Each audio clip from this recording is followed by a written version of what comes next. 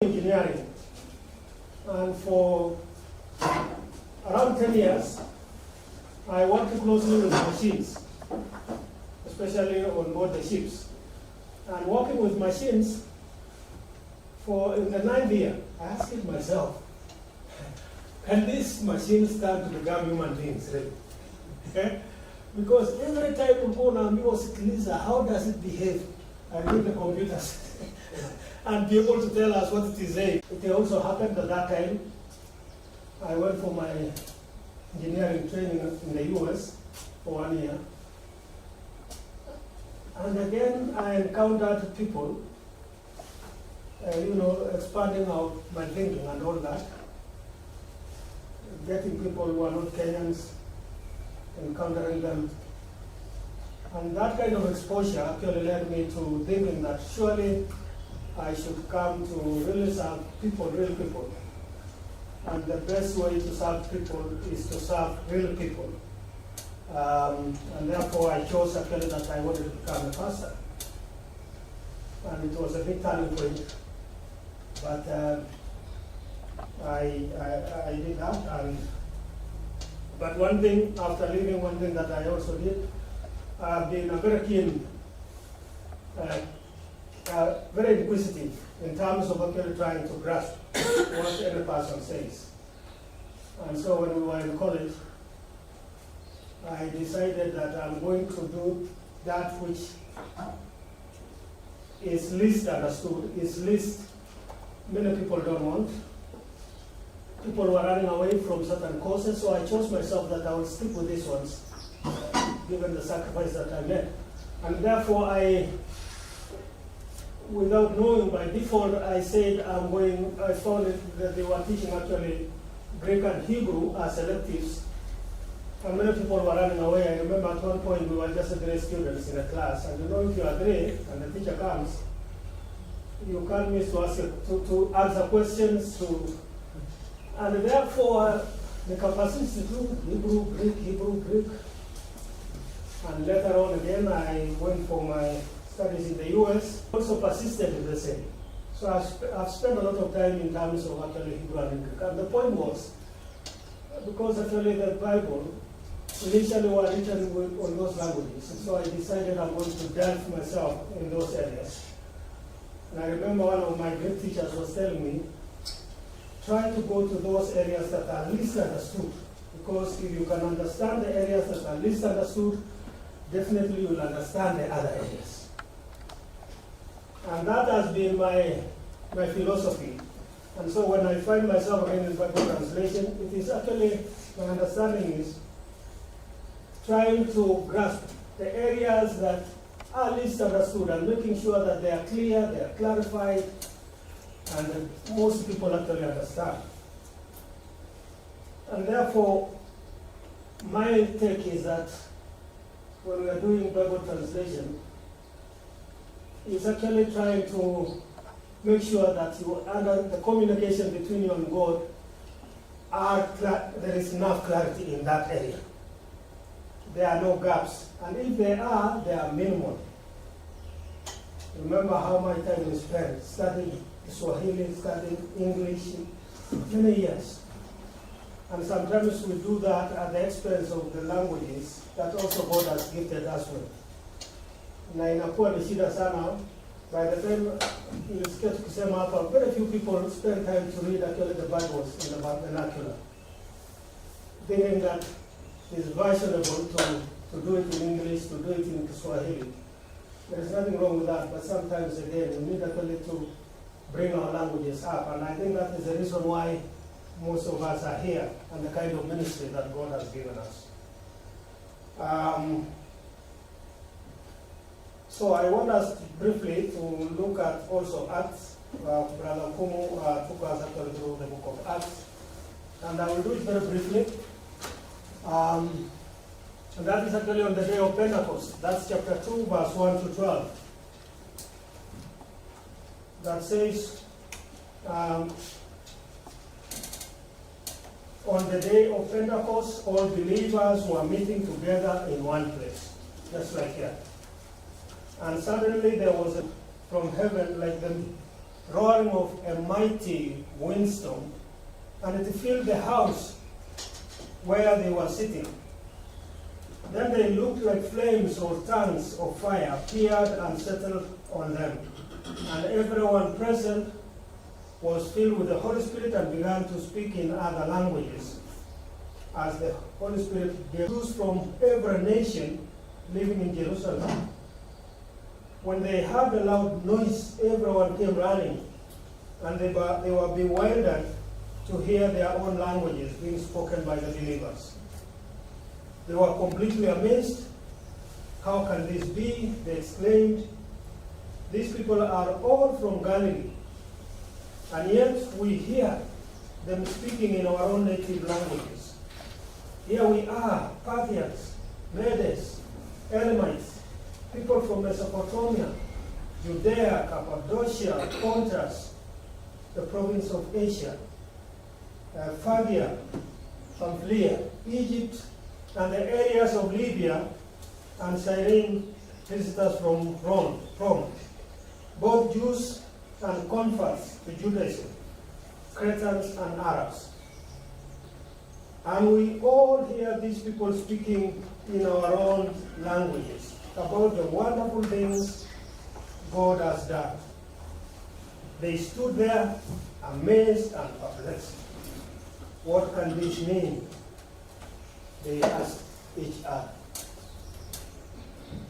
You know, there is power in language. Because in language, you are able to communicate clearly. You are able to pass information as intended. And if the receiver and the speaker share greater space in terms of communicating, there are no barriers, then you can understand that there is power. Long time before in this country, when we didn't have so many vernacular stations, people didn't know much about what is happening. But the kind of transformation that even Shosho in the village knows what is happening in this republic. From actually the fact that he's able actually to hear someone speak a language that she understands most. And there is power in language. And if you want to enslave someone, deprive him the language. If you deprive someone a language, then you can't imagine the kind of trouble that person goes through. I remember when we were in Israel, when we just arrived, we were given a week, just a week, to be able to communicate in English, those who are speaking French to communicate in French, and trying to figure out things. But after a week, we were actually denied that ability to speak in the language that you understand English. And somehow we were expected to start communicating in Hebrew. I tell you, it was hell. Just look at someone like this and you can't say anything. Sign language became even better language for us. Sign language became better because if I cannot speak French, he cannot speak English, and we are roommates. We are expected to speak Hebrew. We cannot speak Hebrew. Then sign language. We somehow discover. You want to tell him, let us go? We became like people who are nuts.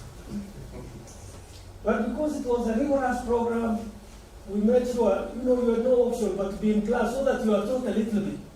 You are given signs of, I want tea, as they teach you even how to say tea. We became like very small children because we were somehow brought from where we thought we were to that ground. And started learning what is a pen. Started learning what is a door. I know you can't imagine that. But if somebody took away the language from you, then you can know what it means. You can understand the power of language. And therefore, in Acts chapter 2, when the Holy Spirit ilijaa hao wanafunzi, as they had been told actually to wait, and surely it came, it descended upon them, they received another power from God to an extent that they were able not only to communicate among themselves in-house because they were in the house, but even people who are outside the house heard them speaking their language. And it was very powerful, not only for them who are inside, but even for those who are outside. Right? You can imagine that this is the disciples, the 12 who are there, and now they are able to speak not only the languages that they understood most. I want to imagine that was Hebrew that time, probably, or Aramaic, probably, or even Greek, but they were able to communicate. They were able, the kind of languages now, the capacity that they received, broke barriers to the extent that those who are outside, even themselves wakaanza kusema, I can hear them wanaongea lugha yangu. Mwingine akasema, hata mimi nimesikia wanaongea yangu. Another one. Wakaulizana, aren't they Galileans? Unajua watu wa Galilee walikuwa ni watu ambaye ordinary. Most of those guys who are following Jesus from Galilee were just ordinary folks. They are not schooled. But somehow the Spirit of God descended upon them and they were able to speak the languages that even those people ambayo wamesemekana hapa, in fact, a number of them they mentioned where they were coming from. You can imagine what people mentioned where they are coming from. And they were saying, hawa wanatoka Galilaya, lakini tunawasikia wakinena hata na lugha zetu. Sisi ni watu kutoka Kiju, sisi ni watu kutoka Embu, sisi ni watu kutoka, Meru, my brother anatoka. Of course that is not what it says here, but I'm just using it as an example. I know this text has been, his recent suit. Pentecostals wakijawa na roho, they speak another one, which is not categorized here. But that is not what, this text is the text mwalimu yangu aliniambia they are also listed as suit. Spiritual. But here it says, those who are outside wakaelewa. Sio kwamba hata wale walikuwa mbinguni, real people, wale walikuwa outside wakaanza kuelewa. And I think that is the battle, that is the thing we are wrestling with sisi ambayo tunafanya translation. I appreciate one thing I have learned since nikuja hapa, ndugu yangu hapa wametufundisha namna kumbe kuna maneno mengine inabakingi huko.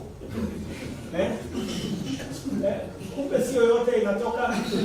Tushukuru Mungu ya kwamba kuna zile sisi hapa inatoa inakuwa clear. Lakini kuna zingine. Lakini pia tuna appreciate the fact that for different communities wako na the way they say the same thing but differently. Nisikia my brother akiniita kama mimi naitwa David anasema David knowing, and sometimes kama kuna wengine ana feel offended, ana feel ashamed.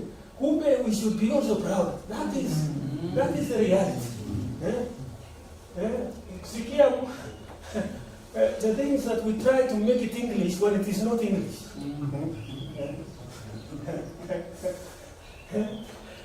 Boys. Nasikia boys.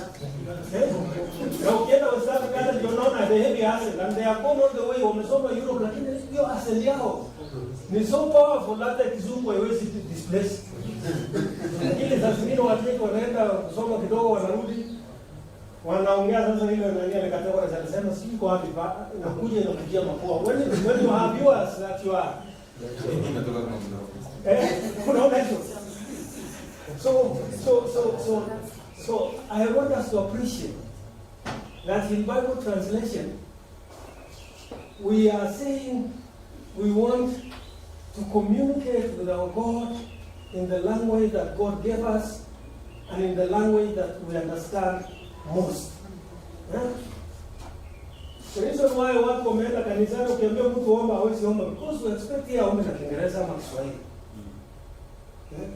The reason why watoto wetu wanafeli mtihani, professor, is because of the language. It is not because those things are difficult. Wewe uliza wa Chinese wanafundishwa na Chinese, chemistry na Chinese. Na watapita wote. Hata wa Tanzania hapa. In fact, ni Kiswahili. Lakini wa Kenya, we must appreciate the fact that there are so many barriers that make people think that they are stupid when they are not stupid. And the society accepts that they are stupid when it is only because of communication issues that are barriers. Kama mimi ningefunzwa na kikio, ningepita mtihani yote ya profesa, hata mimi ningekuwa daktari, kwa sababu yeye wanaamini udaktari ni ngumu, ama hesabu, ama chemistry, ama ile mambo ya pia yamekuja. Unachagua pia una vocabulary kubwa kubwa. Unachagua kutoa hapa. Bora mkumbusha sometimes simplify.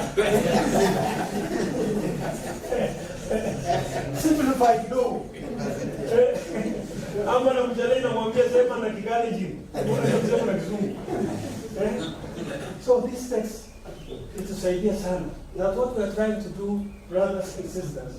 Trying to help our people communicate with God in the language that God gave them, in a manner that they will understand what God expects of them, and will break all the barriers that society has put us in. The kind of social barriers that have been placed. Language can actually levelize. Kama vile pia kwa Psalms anasema ya kwamba where there is a hill anaileta inakuwa flat, mahali kuna valley anailift up so that you are able to walk in a place where there was no way and I make a way. Language is powerful. And we thank God that we are the people ambaye tuna wrestle na hii maneno. Translators, kwa wale ambaye wamepewa kazi nyingi, much is expected of them. Sisi ile kazi tunafanya hapa, it's so noble that you cannot afford to miss even something ambayo inaweza change meaning. I was told of a Bible that ended up being withdrawn kwa sababu kwa 10 commandments kuna usiibe, usifanye hii, usifanye hii. Mahali wanasema don't make love, mahali nasema don't covet kwa language. Akasahau don't. Sasa inasema uncovet. Na Biblia yote imetengenezwa. Sasa hiyo moja na imekuwa circulated. Watu wanasema, ai, hii nasema tuendelee. Everybody is a danger that we can put everybody. And that is why we have to read carefully. We have to consider all areas carefully.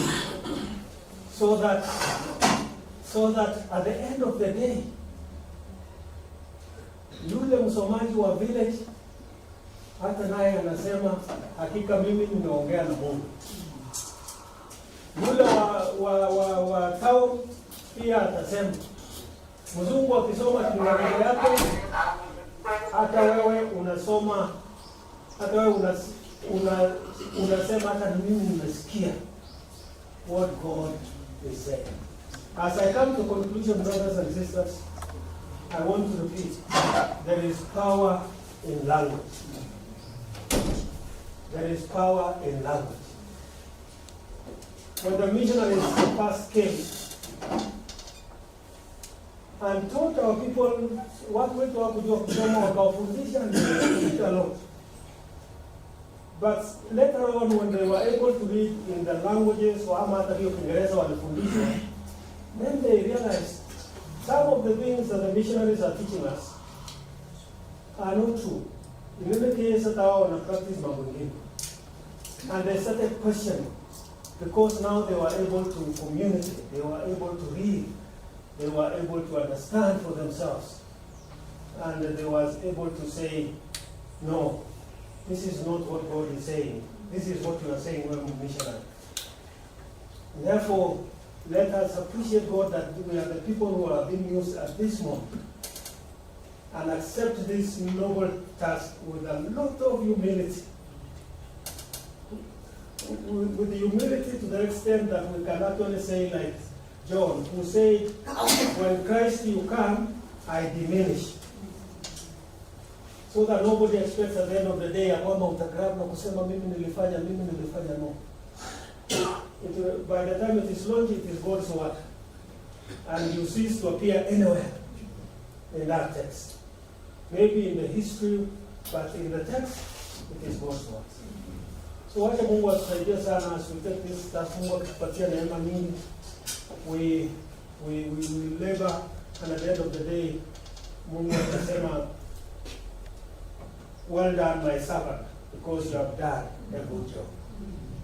Let's pray. Our God and our Heavenly Father, we want to thank you, Lord,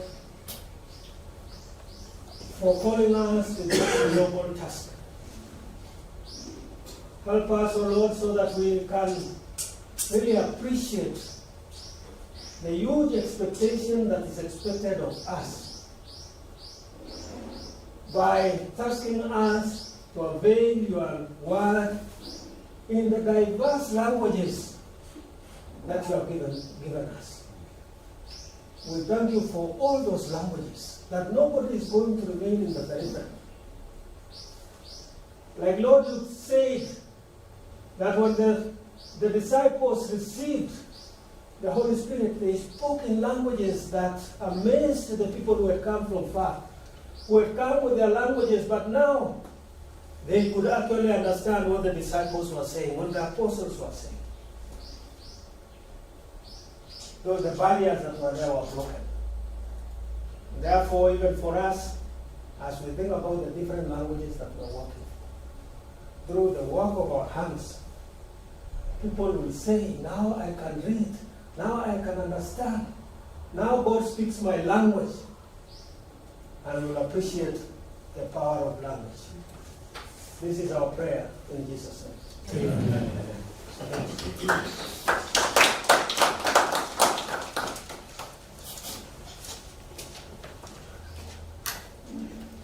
Thank you so much. Guru, for that sharing. And I want to move us very quickly into some session. We'll be discussing a number of things. We have discussed almost all the parts that are needed in terms of our program. But I want to guide us towards making some agreements, or some kind of resolutions.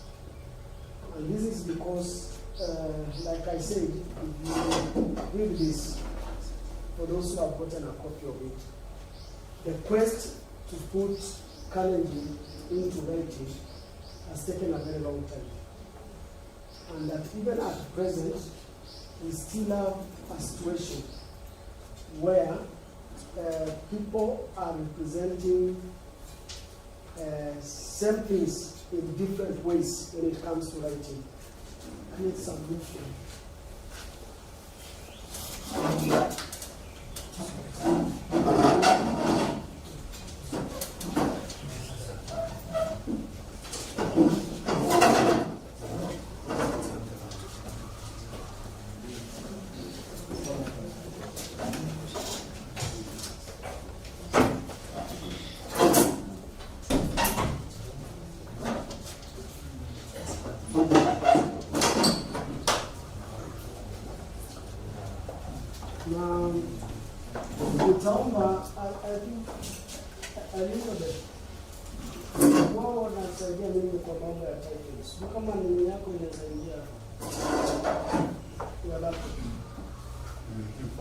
Yeah, it's done.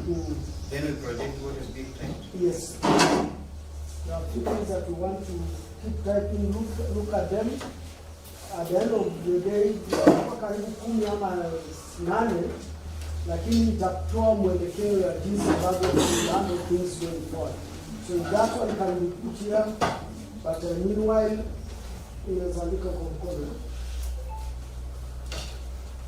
But you can fix your name when you start typing.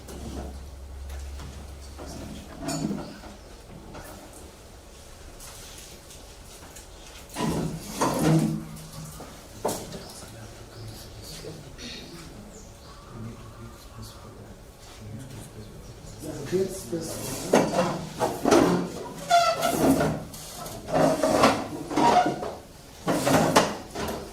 So the first thing,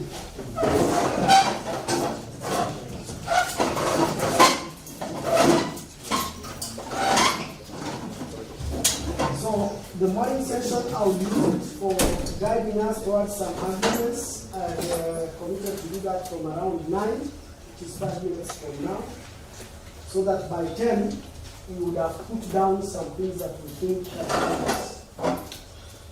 Then after 10, we will do 2 things. One, we will respond to issues. I told us to pick out issues. We will respond to any issues that any team may have. But I'll also, those of you who have been online, there has also been a discussion online. Our YouTube, people have been engaging and people have been following. So I'll also open an opportunity for those that have been following us online. If they want to make their contributions, tutawaweka hapa waseme kila ambacho. Those who want to voice anything or make a comment, I think I have about 2 people on standby. I think those of you who followed yesterday must have seen an engagement between Eva Lassen and a few other people. Na kuna mtu alikuwa anauliza. So I've asked him if he can be available. He can, anything that he feels he can make a comment, we'll give him an opportunity. I also mentioned that there was somebody who has been following our discussions previously on WhatsApp in Kalenjin, and he really wanted to be here. But he had some commitments, work commitments, and he's currently in Nairobi. So I'll also give him an opportunity to make 1 or 2 comments. And any other person who is online, also, if there's anybody online who wants to, if there's someone who wants to make a comment, we'll give them an opportunity from around 11. So between 11 and lunchtime, we'll handle issues, and that's why I want us to first have the arguments. Then now we handle issues together with whatever people are making or comments. It will also be, it will help us to either edit the agreements, because the agreements is a tentative working thing. So jambo la kwanza that I want us to state, the proposal ama the hypothesis ama nini huwa na kutoto chabibu tulikuwa hapa tukasema tutatusaidia kuelewa derivative morphology na inflection morphology in Kalenjin.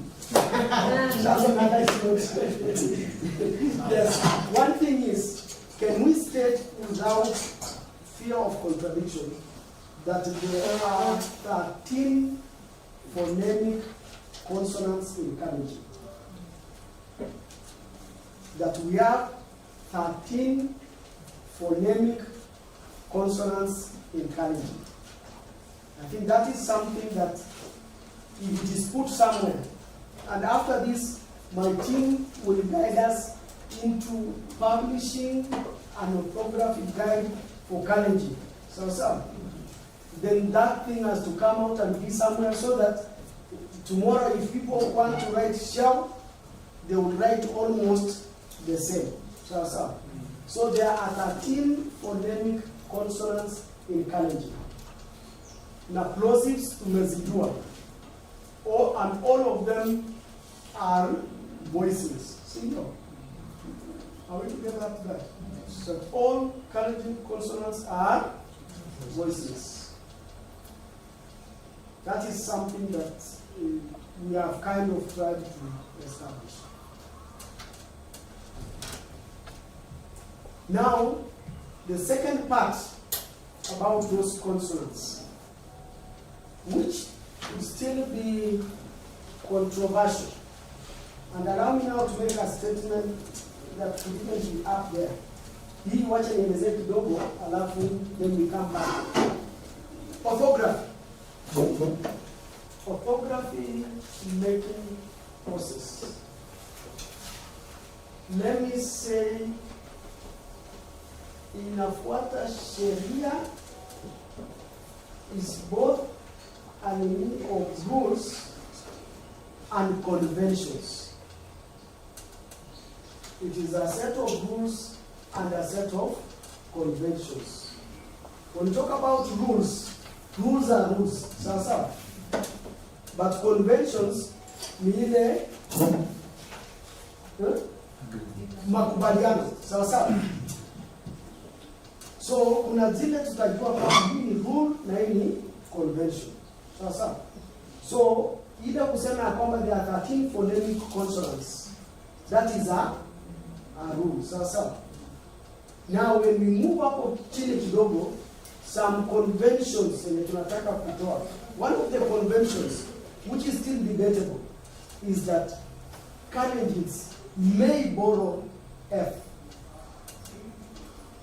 They may borrow F. And the only justification you have to borrow F, there could be 2 or 3. Let me state them. And if there's any we can add. Ya kwamba, we may borrow F to sort between F and P. Sijui kama tunaelewana. Like Philippians. Unajua Philippians iko na F for PH na iko na P. Na ikikuja kwetu inakuwa nini? Philippi, yani P na P, F inakuwa P na P pia iko. Sawa. So if you would have wanted to distinguish between F and P. Yes. P. Yeah, like Phoebe. So Phi na B. So inakuwa P. So to distinguish between F and B, that's one of the reasons why we might borrow.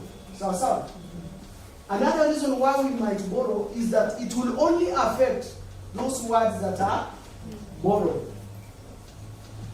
It will never affect our native words. So, and since we are borrowing, we could as well borrow those words with their sound. They can come together with their sound. So that is another reason. If it comes, it will only affect those borrowed words. And a very interesting argument,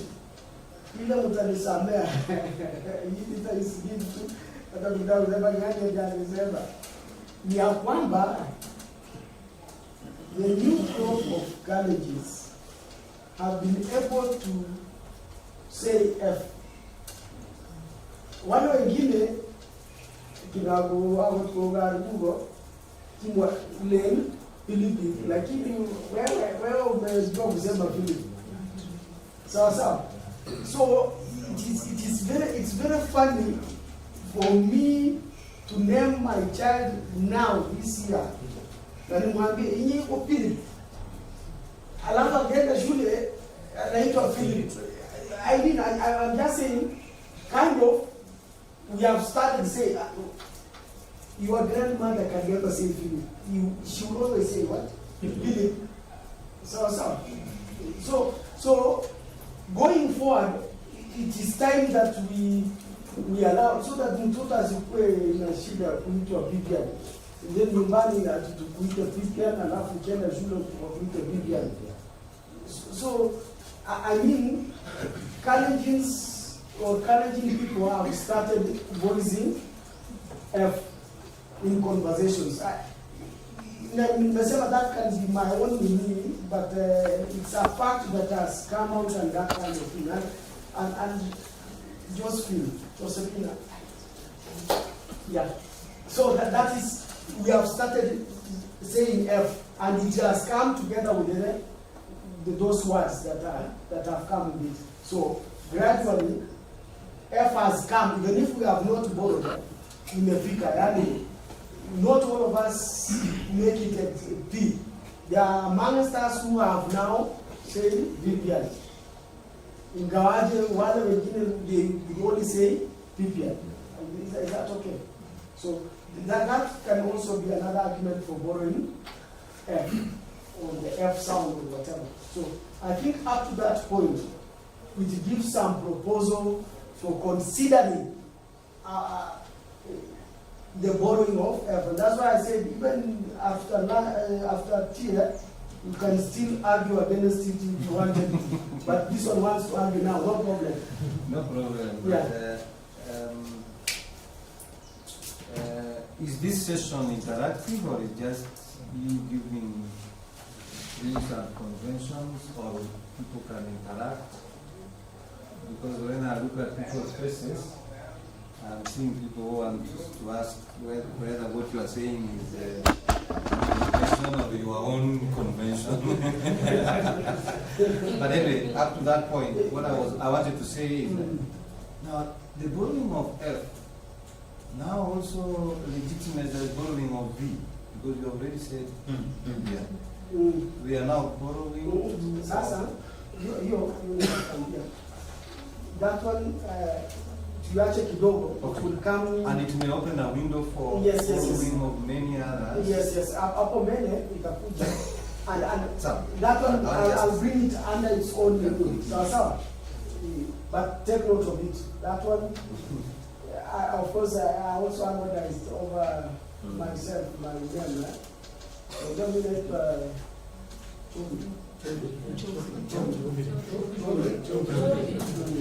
Sasa kwanza na CH alafu kwa FKP. So, but there is a time we will deal with the proper nouns and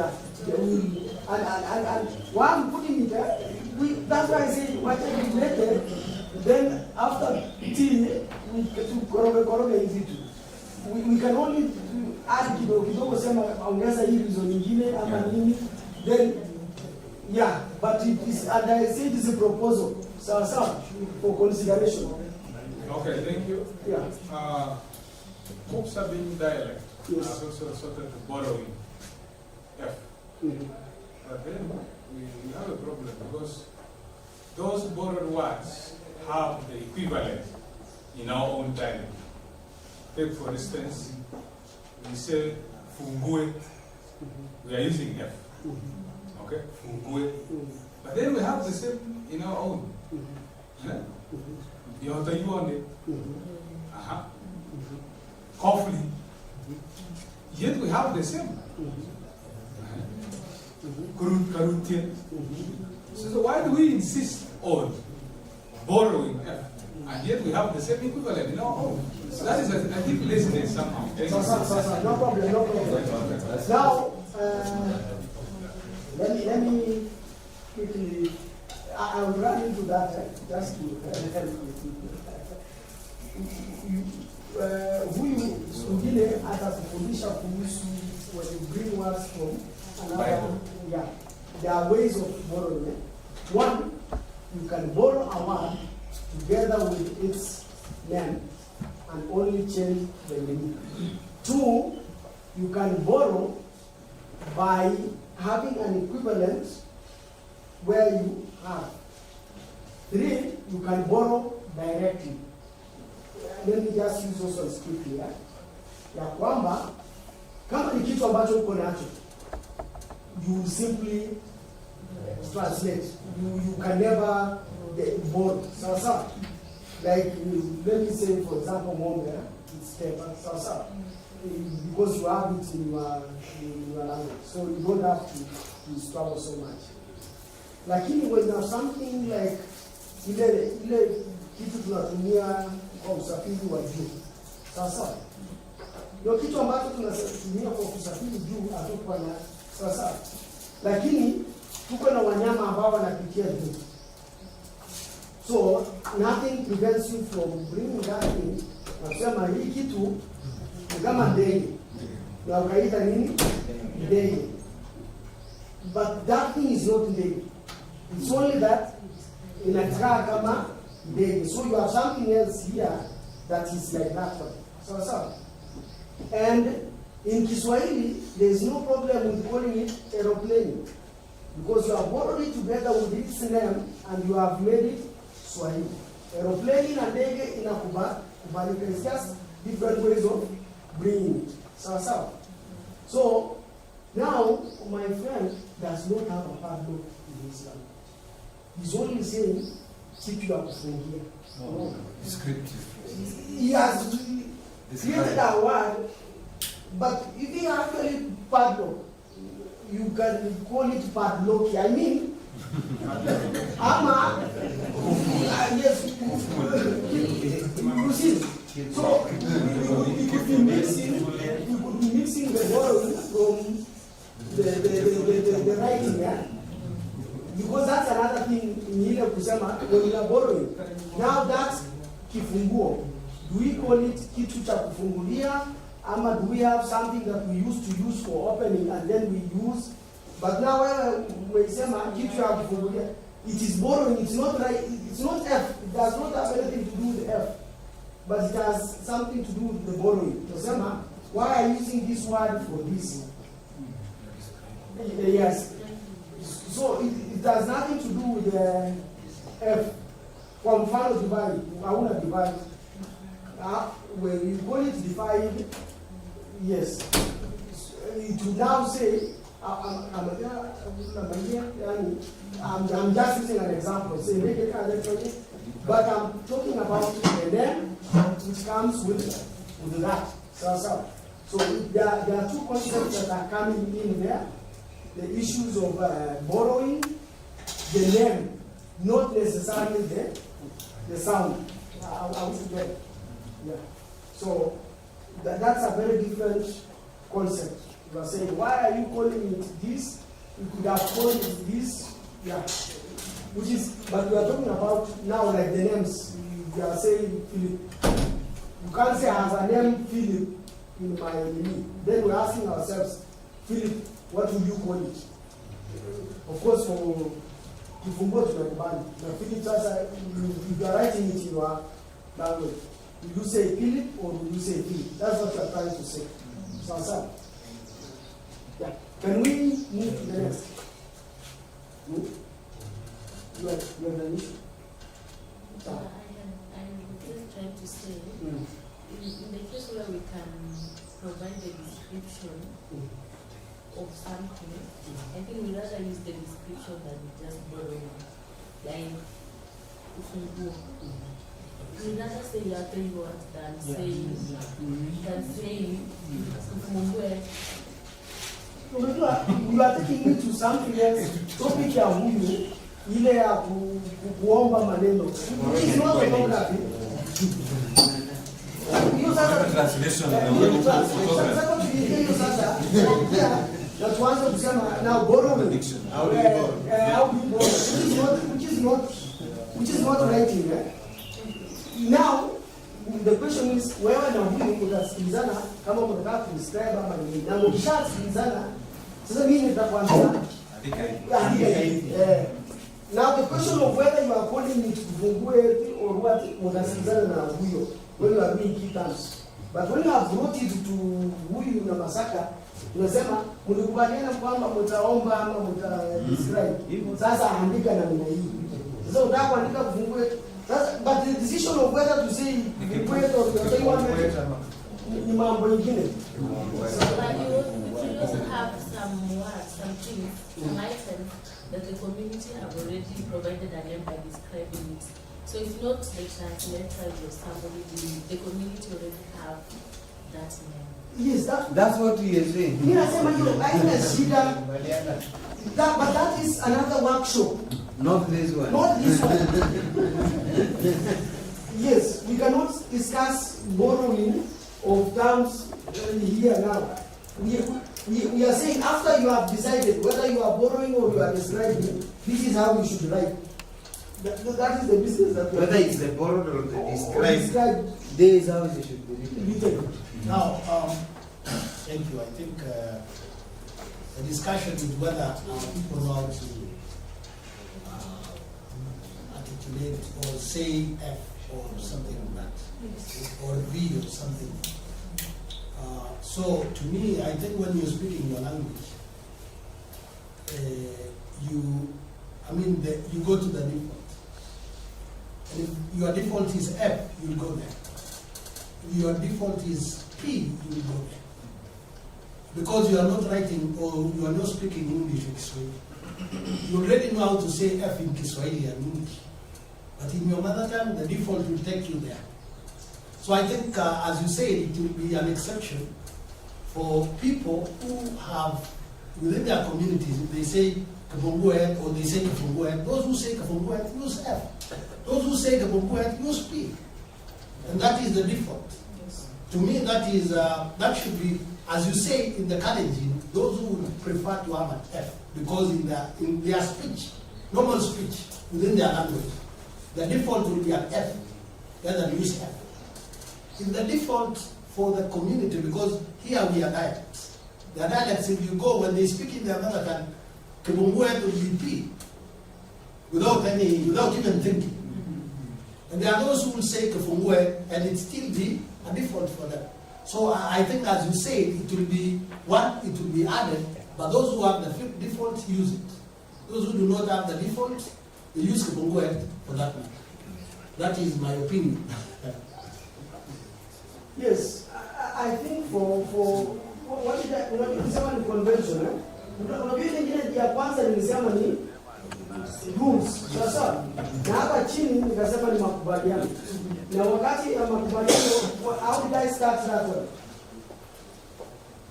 Nilisema F yeah? Main. I think I use that. Yes. Unataka kunifundisha Kiingereza? You are the prof. I think Chabia has already finished what I was. Oh, but kama amemaliza I just want to add, if we put that convention such that it specifies or says some of the Kalenjin dialects may borrow F, because if you visit the 10 dialects of the Kalenjin, students of the 10 dialects, and we tell them to write their name Geoffrey, I think one or two, maybe it's about alone, just write with an F. The others will write with a B. So maybe we put something like a disclaimer, or we put the word some of the dialects can borrow F. Or ni conventions, ni kukubaliana, na nimeweka huko juu. Ile ya kwanza phonemic 13, hakuna convention. Sawa. Yeah. I thought what you wanted to do was to give your proposal. Because you are saying you have to human and then we interact. But now we are doing more. Yeah, so I thought you would go through your proposal and then we'll have an opportunity to respond. What is the global? Okay, thank you, Ngania. Just one thing, even on conventions, the conventions may still go down to have other conventions under them. For example, the Tugen case.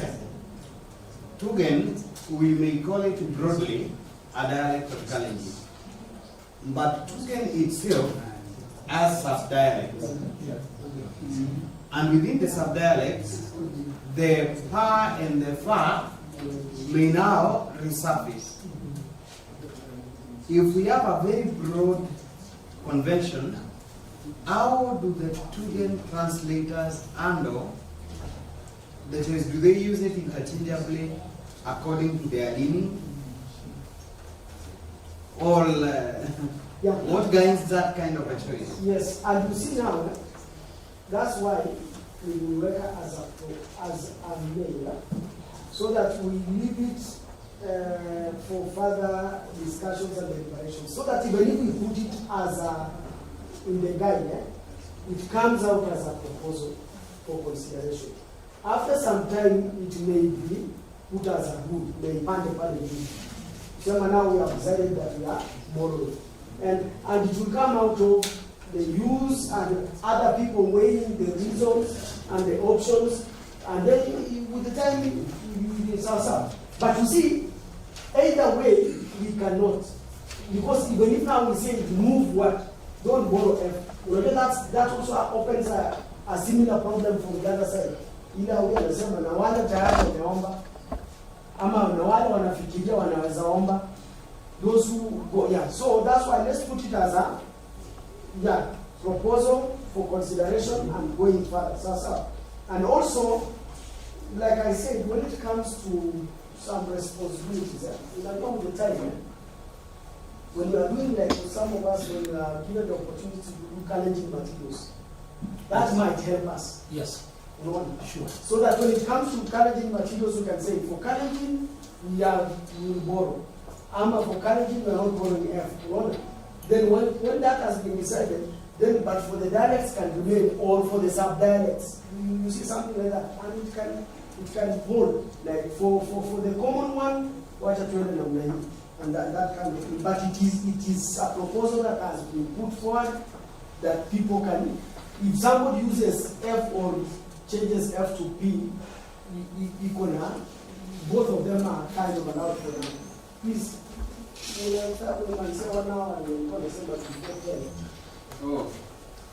thank you. By name, I'm Troy Kenneth. I actually didn't introduce myself because I can't wait. I want to submit on the fact that language is supposed to be a preservative. And for us, sometimes we see your Israelization. I will tell you Israelization to have kind of imepoteza mambo mingi ile ya indigenous. And here we are trying to revive and rejuvenate the language so that we can be able to salvage and save some of the language that is disappearing. Now, I don't know, where do we think that now that we have something in the Kuja, it is already with us, where do we say we want to also maintain and have ours, which is really ours? That seems to be disappearing. You know, for us, for quite a while, we have fought the disappearance of our counting. You know, Sisi, we were counting until we were Luganda. We adopted yani ile ya Bantus. Tunafika 5 na tunapotea. 1, 2, 3 up to 5, mgaga mnana mwenda 10 tunaenda mpaka tunaingia Bantu deep. So one of the things we're trying to do is to preserve the counting in the Kalenjin of Lord Success of all time. And we have been fighting to do that. Now, if we say, since we already have adopted and we already have it, and we say it is with us and we continue to write that way, now where is our border between preservation of our culture, using the language, and then changing where we have gotten lost? That's a question I'm putting forward. Yeah. The quick response I'll give is almost the same thing that I was saying to her. When it comes to subject language, terminology, and all that, it will call for a different forum on language preservation. On language preservation, just examine which are these words, why have we borrowed them, why we have our own or something like that. But for today, whether you are lost or found, we are now asking, we are helping you to write in your lost case.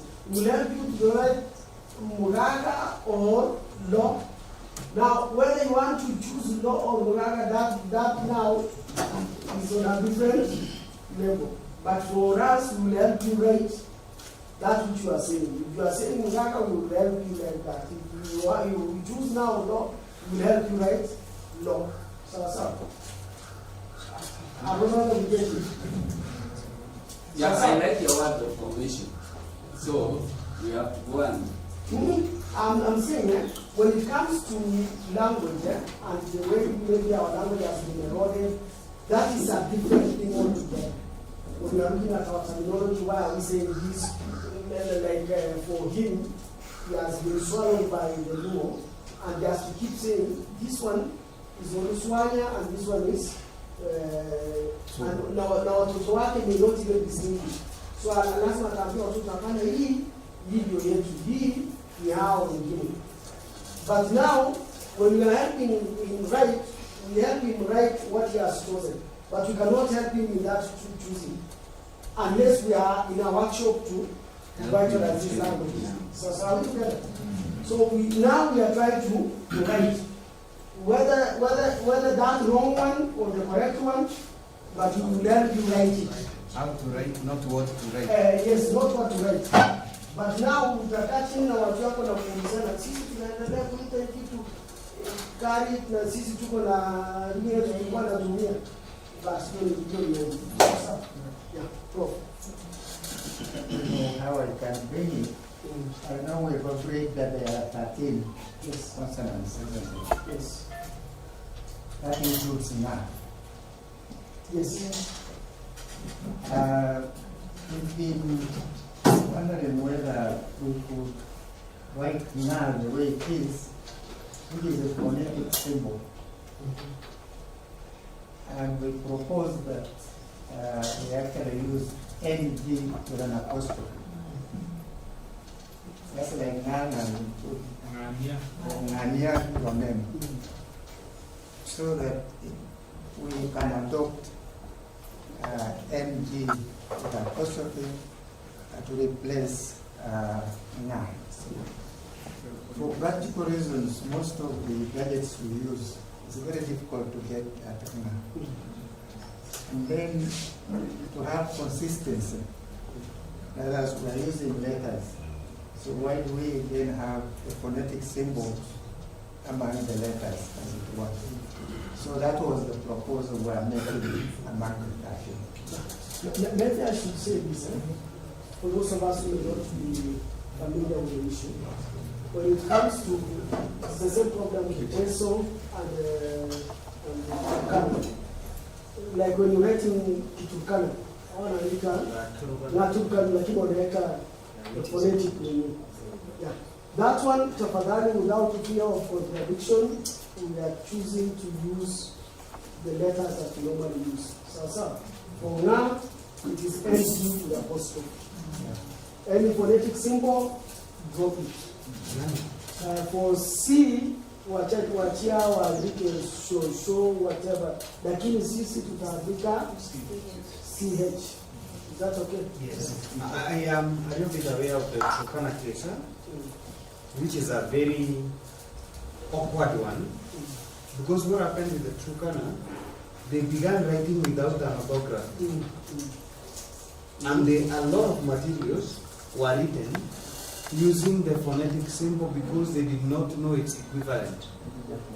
Advances in Turkana orthography have already dealt with the symbols. Again, an orthography has two bits. There is the orthography write-up for technical people. Then there is the alphabet for use by the community. It is unfair to leave this workshop then subject the community to start learning phonetics. It should be a document that a child can learn without a lot of explanations. Yeah. I think that's okay. Let's not be at that point. We are using NA and we are using CH. For the gadgets you talked about, we are working on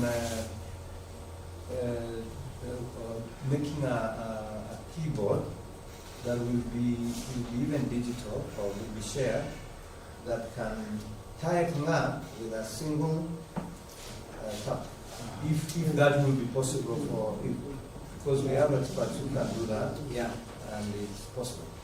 Yeah, I'm saying in the market at the moment. No, at the moment, yes. Yeah. But we can work on Yeah, so it is easier to have the NT with an apostrophe rather than na. I will get up to that point. So, tafadhali, we will also provide a second one ya hiyo hapo chini after F. Sawa. Kwamba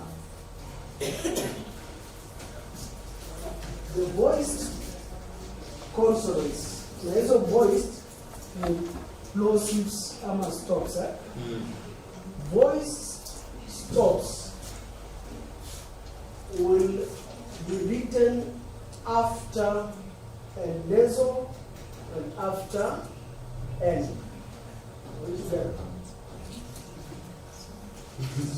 Now explain in layman's terms now. Yes. The voicing of the plosives. The voicing of the stops will be represented by the hiyo voiced. Sasa wanasema ukiona kwa Kiingereza hiyo lugha hawaelewi hiyo voiced stops na plosives. Kwani huyu alikuwa anafanya nini? Si alifundisha sisi stops. Lakini aliweka disclaimer kwamba it's a 4-year course.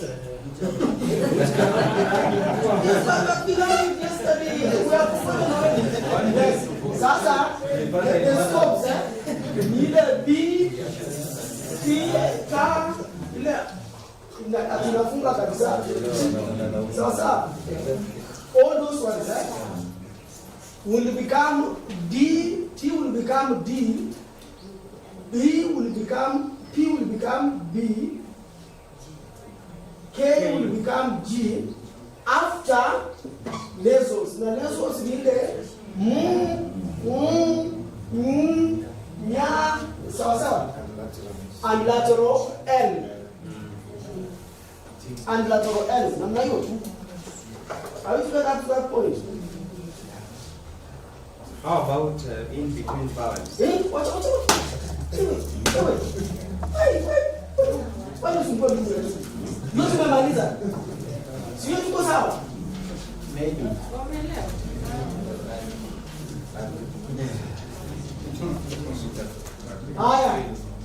Now let's list the 13. So the 13 are P,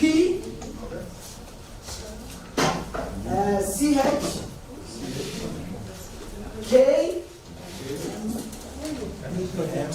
Yeah, see, that's why nilisema mniwekee. Why did I? Tangu sasa ulitoka hapo hujafika huko. That screen yake iko the dominant screen. Alafu expand it.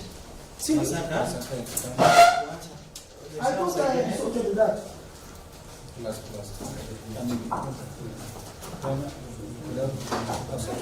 Punguza kiasi hivyo. Then that becomes a predominant screen for now.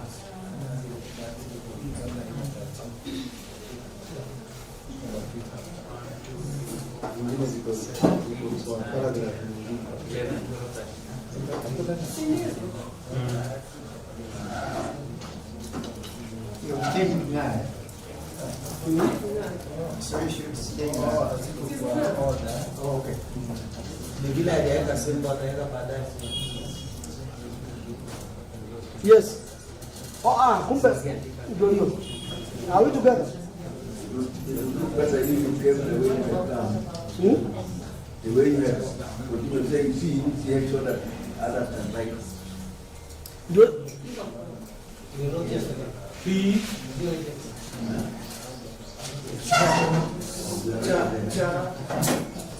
ndio hizo. Unaona tulikuwa tunaanzia plosives P, CH, lakini hii ni ndugu yake, lakini what K, yeah. So those are the 13. Sindio? Tuko sawa up to that point. Now nimesema ya kwamba The voiced ndio hizi. The voice stops and then include CH hapo. It's not a stop but sawa sawa. Unasema nini? The community will represent the allophonic voices and stops using the voiceless sounds, which include B instead of B, Cha instead of Ja, Ka instead of Ga, and T instead of T. However, if these voiceless sounds are preceded by the nasals, the lateral L, Na hakuna hapa.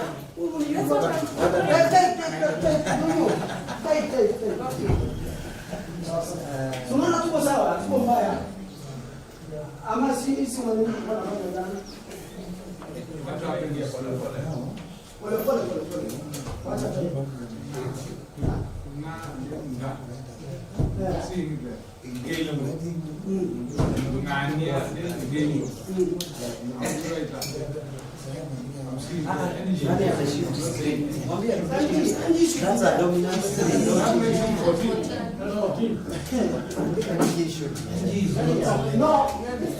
So we need to explain that.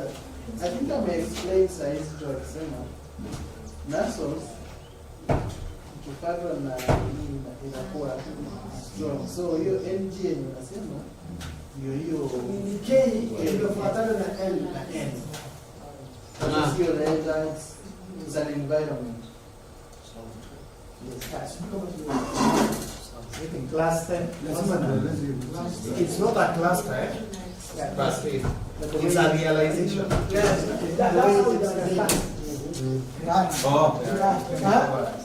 Now, how do we make NY a cluster? And yet, N is independent, Y is also independent on that side. Maria, I have a linguistic answer, a phonological answer, a phonetic one. NY is one sound. It's not N and Ya, it's Nya. And even the symbol is just one symbol. Yani hiyo huwa ina exist hivyo. Nya na nga, nga is not NG. It's just nga. It's not nga. It's nga. So our windi any key possible na NY, those two things are sounds on their own. It's not a cluster, it's not a combination, it's just a sound on its own. Complete with its own IPS symbol.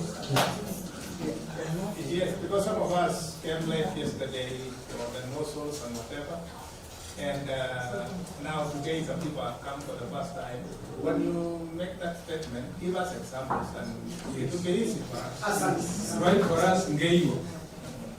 Let me see Ngeiwa, how you're writing it. Ngeiwa, Then Ngania. Ngeiwa is NGEYW. So, Ngania is NG apostrophe.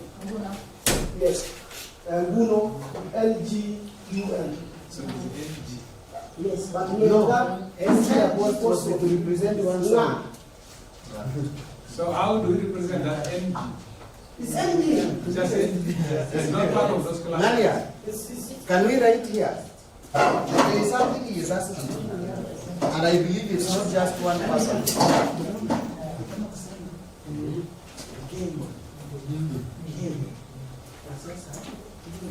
Sasa sijui kama watu wanaona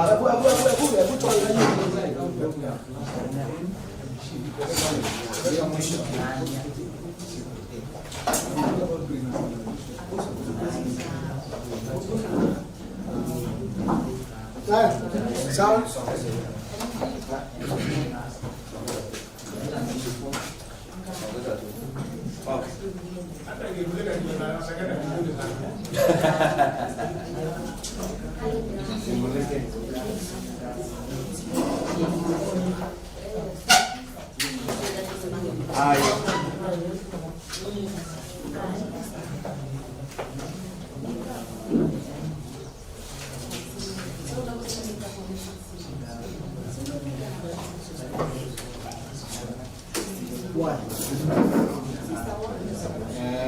Why? The palitarization, eh?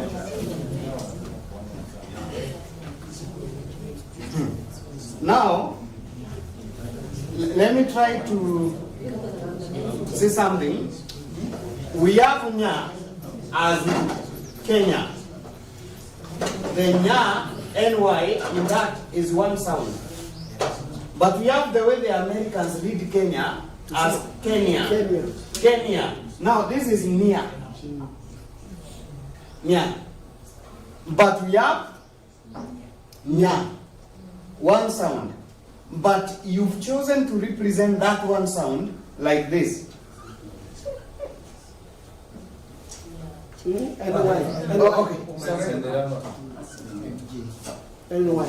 So that does not make nya two sounds. It's just one. It's not a cluster. It's just one sound. Just like this, NG apostrophe. These are not two sounds. Angalia huko. Ndio hapa. Oh, angalia kule inatokea kubwa hapo. So this is not two letters and apostrophe. Okay, two sounds. It's just one sound represented like this. It's just like B or P or K. Okay? This is different from this. N, G. Nga. Now, this is a different realization whereby N is the nasal and Ga has been prenasalized. It's the stop. This is the stop, this is the nasal. Kwa hivyo hii ni mbili, hii ni moja. It's a complication that comes from our way of writing, okay? So,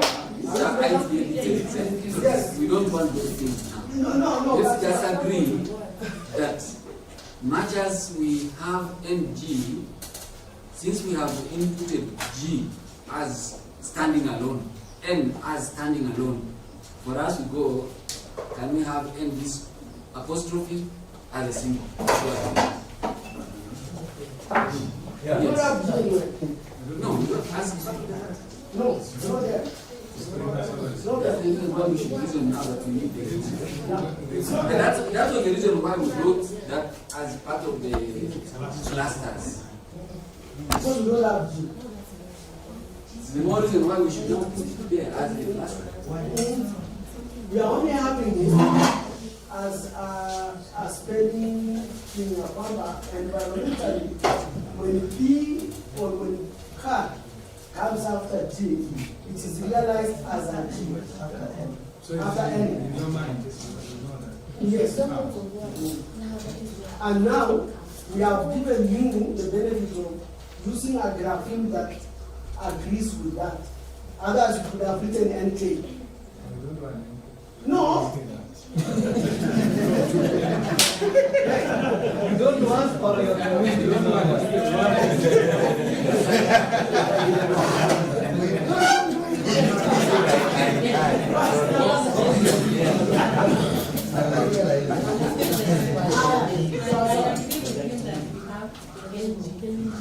The only point is that we missed it under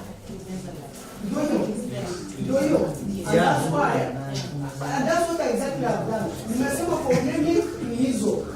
Alafu chini ya phonemic nikasema we are now giving it as a spelling rule or guide or whatever. Kwamba conventionally we have agreed that after nasals, DK is transformed kama G. Kwa sababu it is phonetically realized or had as a G. So let's put the grapheme G, even if we wrote S and read it in that, it is one. I mean, are we together? I have understood. You have understood? Good. I have a question here. Yes. What do you know? I will I've got it.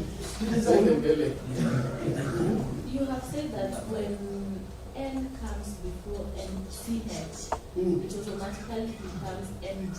No, not automatically. Tulifanya tu hapa mazoezi tukagundua kwamba ikikuwa hapo ina sound ni kama imekwenda kwa G, but it can as well be CH, but we had a problem with that because if you make it as you maybe an argument that it will become NJ, some words for us will have NCS will not come out clearly. kama gani? For example, Kalenjin or Kalenjin.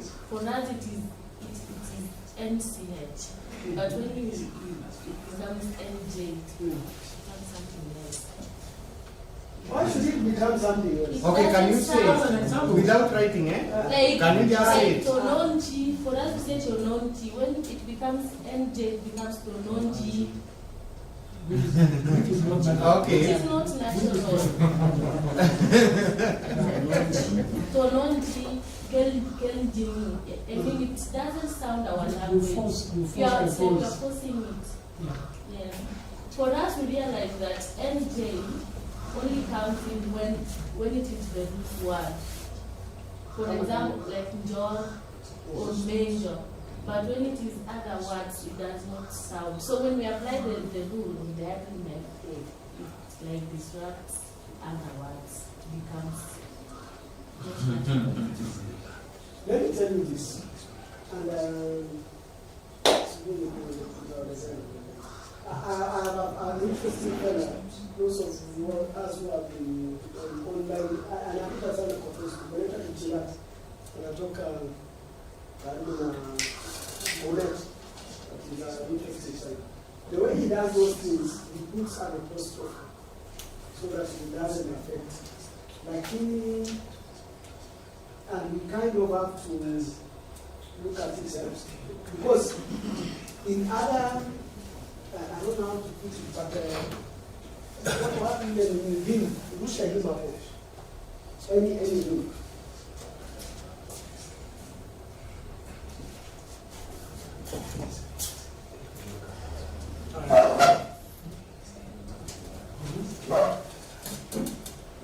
Just scroll.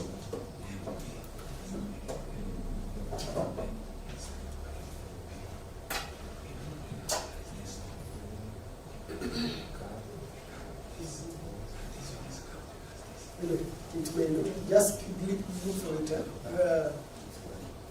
We have a Kalenjin or whatever. Now, what we can do, I don't know how to handle that.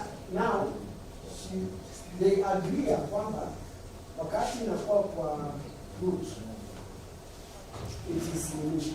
But when it comes as a suffix, unajua suffix, your suffix, it's a word formation. Yeah. For example, the default ya hiyo kama mwambie ama mchukulie mwaji, unaona it is CH. It is only when that suffix come after. It's just like K for away. Piga simu unasema nini? Piga simu yako. Ite sasa.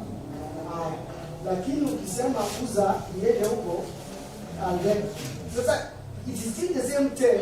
It has only become there because of L. So even that CH, it is CH in the normal meaning. It's only that sometimes when there is an L, ndio inatwanga inakuwa hivi. Sasa wewe umeibadilisha as CH, and it's true it is CH.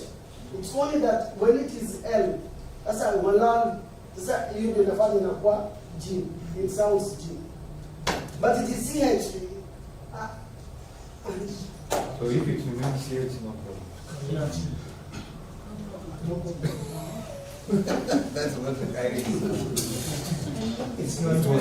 So if it remains here, No, like for her, she has NCH and NJ, Yes, and yet but NJ is there. unaona sasa nataka kuwa na exceptions. No, your NJ and NCH, it's the same thing. It's over representation. It's only that in some areas, and She doesn't as hear a it kid. strongly, yeah. Doesn't. No, it's not a problem that I am the only one having it. Yeah. I think there could be some specific areas that still need further, so that people understand, so that we don't stay in one area. I think those who are writing can pick up those concerns and it can be worked elsewhere, so that it is clear. Unaona, let me tell you, like now when we have made that rule, the easiest example that will help you understand ni kama vile ya kusema wasichana waitwe na J, wavulana waitwe na C. It becomes a problem if you read as genotype. Yeah. And that's why I say it is a rule, it's a convention. So we can agree upon that after a nasal or an L, we will write it as J, but you can still pronounce it as CH. The problem ni wakati unaanza kuipronounce as a strong J. And if we leave you with that option, then mimi nitaweka na J, we are taweka na C, and then that is what we are trying to cure the inconsistency. Na kusema hapana, mimi nasikia J, mimi nasikia CH, unaona? But naturally when you look at how it behaves, even here in unasema kwa root, because you don't have else J, you don't have J. Why are you saying Njor is NJ? Na wewe wakati tulianza haukuwa na J. Sasa hiyo J imetoka wapi? It has only come out of the M. Ya Njor. But you cannot tell me a word that haina N, haina M, lakini you have a J. You give me that one. Tunaona? Hata hiyo unasema root. It has only become J because of an M. But you will never get another word that has a J but does not have an N or an M before it. Now, okay, it's not you. It is about the dialects, all the Kalenjin dialects. Whether it is Kipsigis, there are some that are not even represented here. Oh. Yes, I know sure. So it is all the dialects to ask themselves, this is something I think Musa is trying to address, that it's an ongoing process. Maybe because of the complexities of these languages, we may not, but the rule is taken. It is only that some people may go back and say, now we have exceptions. Is there room for exceptions? Like we cannot, that happens in all languages. We have made this rule bad, we have found an exception here, we found another one here, we have found another one here. How do we, and then they bring them back to plenary like this, and we find out whether those exceptions can be captured or captured in their own. We can have tailor-made policies or rules for specific dialects. The thing is, I think I've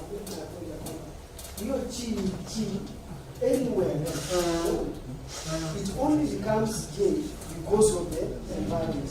It's only that you have realized in another environment you are not able to get the J. The problem is to read it as J, and yet you know it is CH. Maybe you can next year as the standard rule, and then we allow people to read, those who are to read as J, to read it that way. Yeah, So we bring it the other way around. no problem. I don't have a problem with that. Now, the same orthography is no.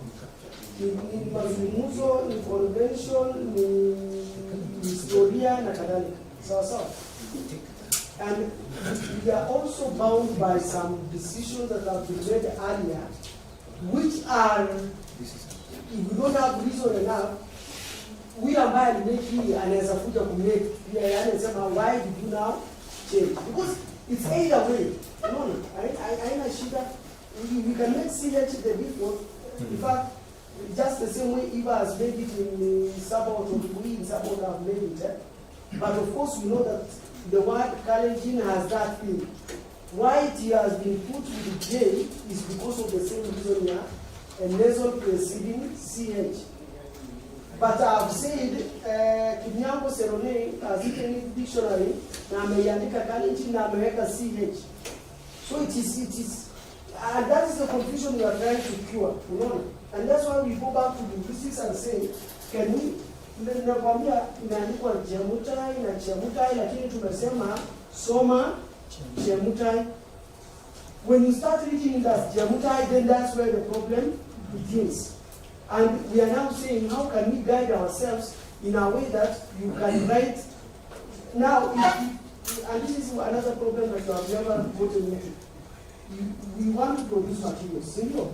Huyu Chebia alipata hiyo shida. Huyu ako na material, amekuja kutoka ng'ambo, ametaka kuanzisha mradi wa kusambaza maji, ako na documents zake, anataka zitafsiriwe.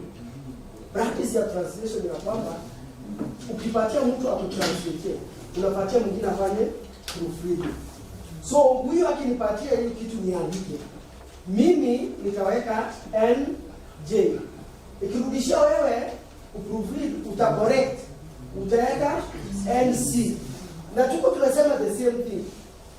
And you don't have a ground, it doesn't, I mean, the ground he has is the same ground you have. And that's what I'm saying. Going forward, we need to come up with a document that guides us. Na nilisema ya juu hakuna tashwishi. Hii 13, no problem. Hizi zingine ndio iko na tashwishi. Now we are providing for them under a spelling guide. It's not even pronunciation guide.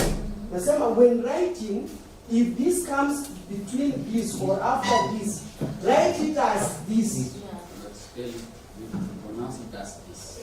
Pronunciation, niyo lugha ndio unaongea. Yes. Pronunciation is natural. Pronunciation is natural, but we are trying to conventionalize the writing. Otherwise, tutatoka hapa na sio kila mtu ataandika shauri yake. Simuliona kila mtu ataandika shauri yake hapa. Na you will never correct mine, because mine is as correct as yours. CH and J, why do we quarrel about existing sound? You know, that's where the problem is. We will never quarrel about issues like S. We will never quarrel about it. But T and B, K and G, they have quarreled about it since 1920. Now we are in 2024. And people are writing different. And can we move to the next one? Maybe. Yes. Tunamaliza hiyo? Yes. Coming to the same point. For example, we have these two words, dot jane, and then we find that now the influence of the T. When you have an N behind it, it will force the sound as if it is a T. And that is why we are saying from what is happening here, it has been influenced by N. And that is why we are having the NCA, which somebody will sound as if it is a K. So here, if we say we introduce other rules on J and NCJ, we will again bring ourselves say, why did we say NT represents, we are putting out the letter T, because the NT sounds as if it is a T. It will push us again, to bring us again, so that we will be talking things which may not put us in front of now putting the rules. Kwa sababu tukataa MC. Yes. Then twende tukatae NK ile huyu alikuwa anakataa tena alikataa. Now let's just write it NK because it is K. Unaona? Kuna wengine ukisimama nitapatia nafasi. The word champion, is it K or gay? You use inaikuwa na G, inakuwa na K, and it's because of those issues. Yeah. So tafadhali, let's move from there. Now, are we together up to that point? Ya kwamba the voiced ones will appear after nasals and after M. So we are together as far as writing of Kalenjin consonants is concerned. Na mtu akiandika, you are almost, with that understanding hilo tunafanya hapo. Tukizingatia hiyo, given a text, we will almost write the same thing, especially when it comes to consonants. See? Because everybody after M ataandika P as G. Yeah, we are together. Yeah. So we kind of have that kind of understanding. Now, moja nyingine ambayo is very controversial, I want to bring it up, I think somebody had brought it, which is hapo chini. Hiyo ya K, G, between vowels. Inaitwa intervocalic. Hiyo pia iko na challenge yake. You can even write intervocalic K or G. Unaandika KG. Alafu, there has been an argument that between vowels, the KG becomes G. That is something that we need to consider. Na unaweza kuniambia Chito again. AKE or AGE. Kama huyu mzee anasema kila ni K ama ni KG. Because why he has been writing Dialectal and G together is only because G go between vowels. Kigen, is it K-I-K-E-N or K-I-G-E-N? And the convention we have been working with, especially if you follow the Kalenjin writing system in the Bible, in the between vowels, it is G. So let's ask ourselves, is it something that we want to consider going forward, and we just make it a rule? Between vowels, the K, G becomes G. For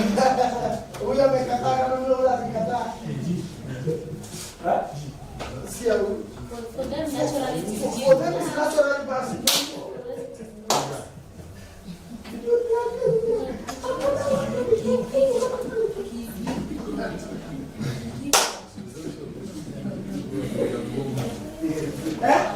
No, I'm not saying anything. Did you hear me?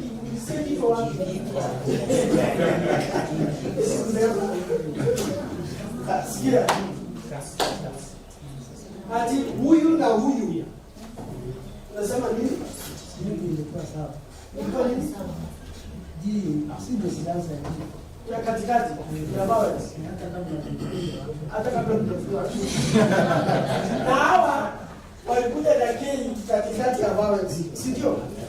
Okay, sound natural. It is not natural. It is not natural. Basi, mniambie. Hapana ki igoji. Igoji. K is so natural. So natural hapa mwanzo, lakini hapo katikati ilipete kwa sister. Tunakumbuka kaida ilikuwa hapa. Wakasema ya kwanza ilikuwa K, lakini ya pili ilikuwa ya. Alafu yeye akasema tutaweka G nyingi. The problem ya huyu hataki kuona G mingi, but he's got to consider of G. Kwa sababu anasema kokigere. Sasa hataki kusema kokigere. Anataka tu iwe kokigere. For example, this word you have just mentioned right away. Yes. Kito again. Yes. Because those are actually two words. Yes. But when you are speaking, inashikana. Why? Na wakati inashikana, the O disappears. And then the R controls now that one. What has happened? It is because when you are saying Kito, the mouth closes. But when you say ake, it opens. So as in the transition of moving from the closure, and as you move on the opening, that one controls this one, so that you say target. So everyone here. So that kufikiria hivi maneno yangu sitaki kwa yangu sana. Sisi tumekaa hapa. Tuweke between vowels ikuwe G ama ibaki K. Ibaki K. J.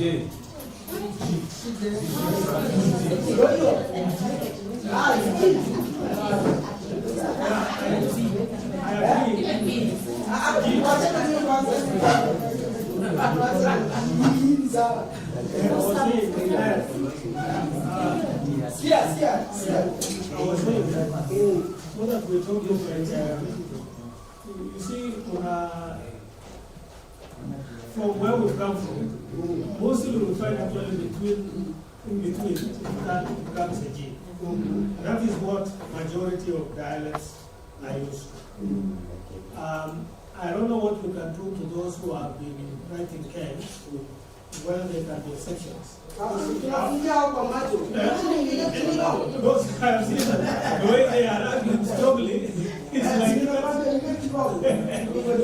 but we can say that actually that becomes the standard, because I think it helps to we can tell, let the majority have their way. The minority have their say, but so that we move. No. Okay. This is not parliament. Orthography convention. So that's why I was saying, can you say we have Kalenjin convention? Okay. Yes. But then, as you may say, yes, we are going to add a clause. We can adapt that to add a clause in there that they have an exception, or they have a slightly different thing they have. Because trying to make universal everything in all the how many dialects of Kalenjin can also be a challenge. Because they are supposed to present that to their community. It's not I mean, there is another orthography community. Let I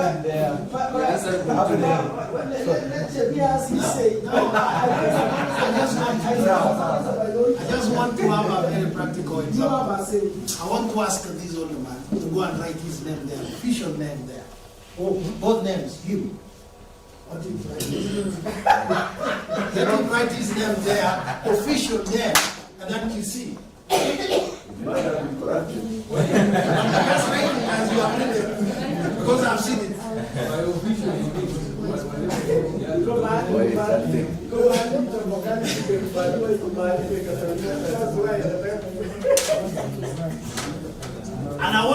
I just wanted to point out the confusion that is there, out of his name.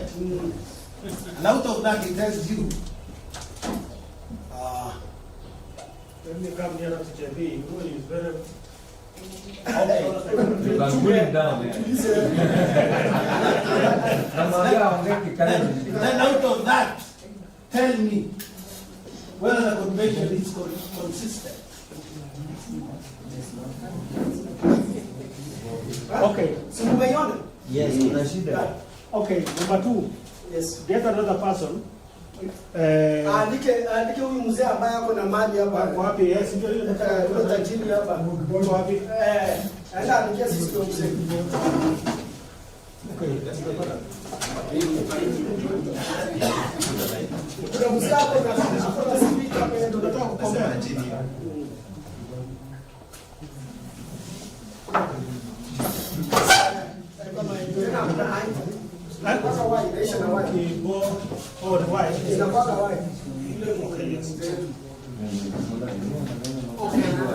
Okay, since I was the one who brought the mess here, let me say something. And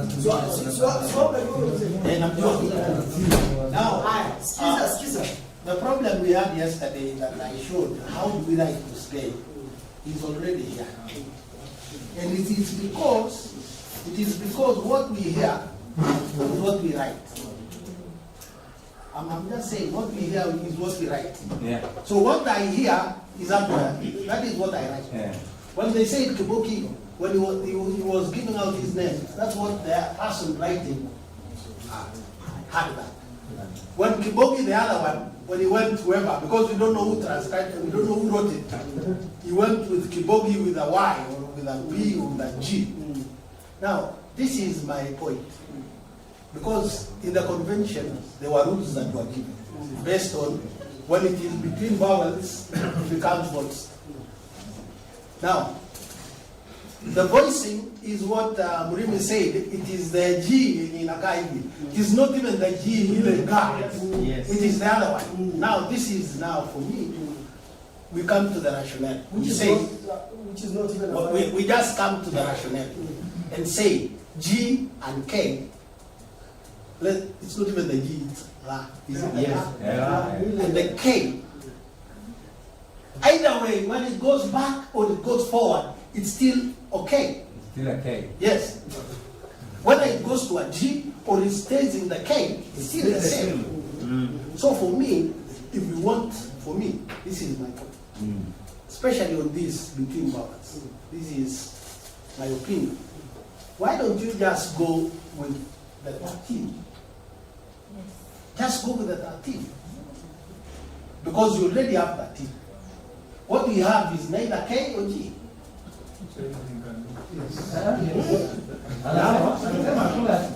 Yeah, we go with the K.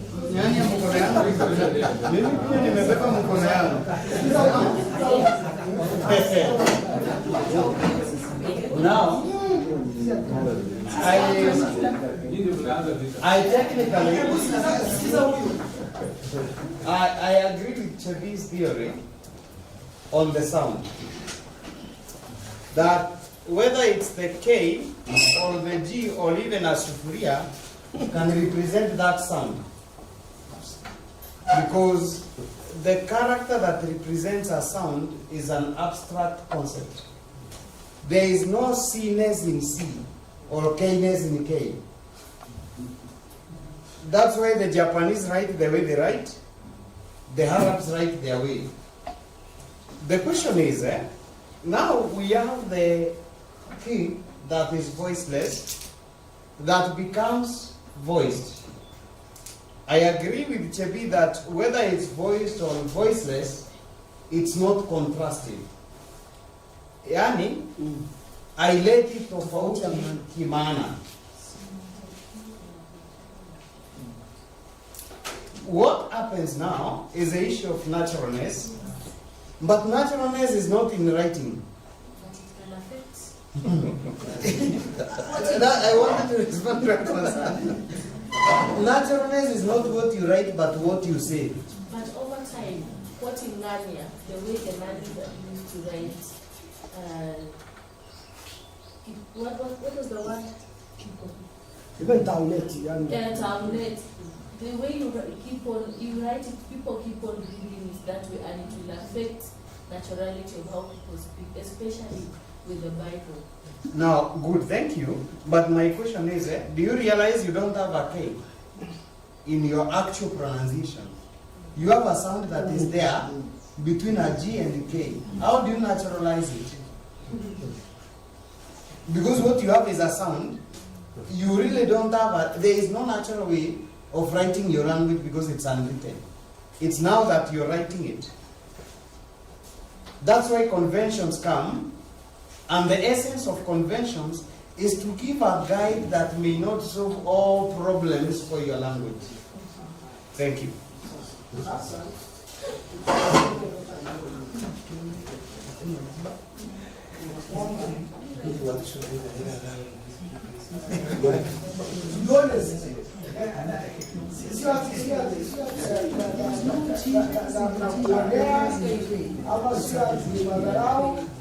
Lakini unatoa unaanza kuandika hii mmoja sisi tumeandika kwanza na between vowels tumekuwa tukiweka nini na hata uko unasoma ile video tumeweka now sometimes you can be forced by a tradition that has been established over a long period of time. So as much as we may want to change that, the effect that the writing and the development of the Kalenjin Bible has had across the Kalenjin nation, it can be very difficult to undo, especially when it comes to that. Because traditionally between vowels, imewekwa kama G. Sawa. So tafadhali, going forward, if you are writing or presenting anything Kalenjin, between vowels, weka nini? G. If you are writing or presenting something, you can continue writing K for now.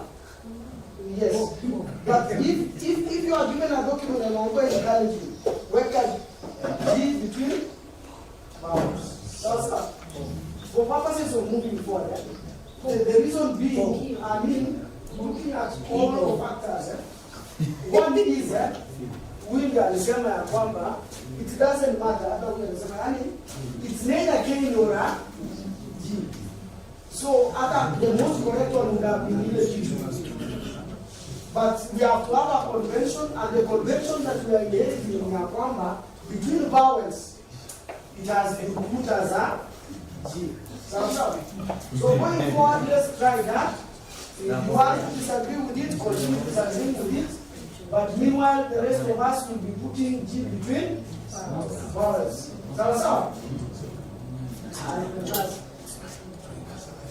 Another problem is, but you know, to our channel now, I don't want to do the same for P. It gives the same that you to our channel now. So, kumalizia na G hiyo kwa sababu ya definition ya language. Tuendelee. This one has just taught me how to write again. Yes. From this one to from that one, yes. Anasema A na nini tuko siko katikati ya G, si ndio? Lakini usiweke K ya kwanza. But you are writing again. That's why I'm laughing. It has become natural. It has become good. Unataka kuandika na K. Sasa unataka tena. Kwa nini so are we together after that way? Sasa, I want to conclude consonants.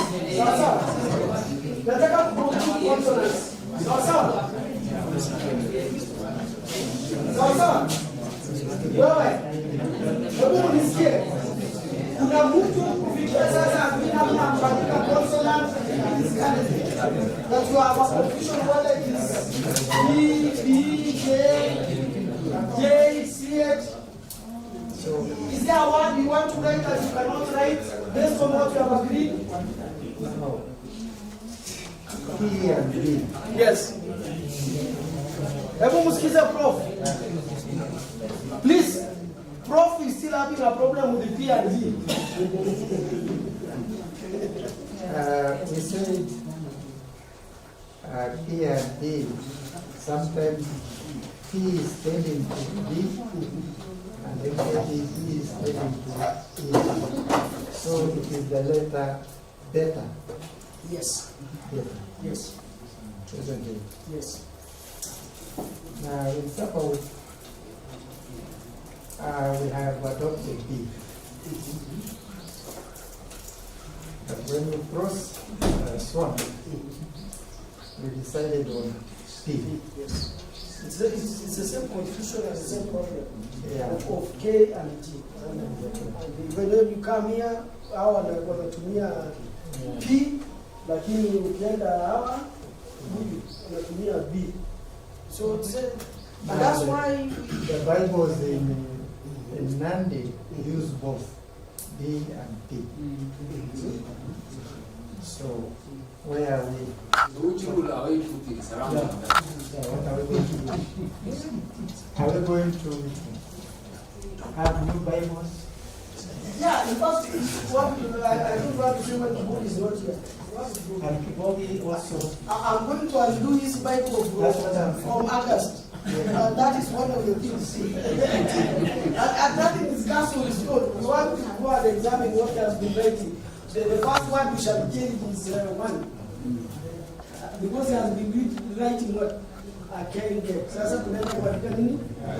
Not tumerekebisha hiyo. Mimi the reason why I want us to live here is, and I think I explained this, and I can still explain. Ya kwamba, there is a challenge of, yani P, B, K, yote ni sawa. The challenges are the same. In Kalenjin, inakaa katikati. But over a long period of time, Kipsigis, from the majirani yao, na nasikia wa Kipsigis pia ni kosobe lakini wamechukua visi jua alitoa wapi. Hawa hii naambia kwa nakaa na mnai from walimu hapa wamechukua visi. Hata wasako wakina Kiboke hapa na mnai wanakaa na walimu wanaona kibukusu kama lugha yao wamechukua visi. So, and that B was become default in the Kalenjin writing system. So it has affected, it is not still as neutral as K and M.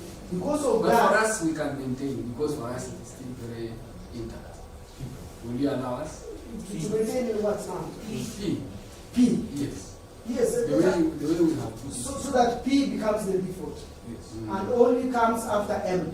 Mm-hmm. Yes. That's what we want. Yeah, but you see now, Prof was trying to ask about that. That's what I was saying. No, help us create something. Yes, yeah, for me, the best is to have P as the default.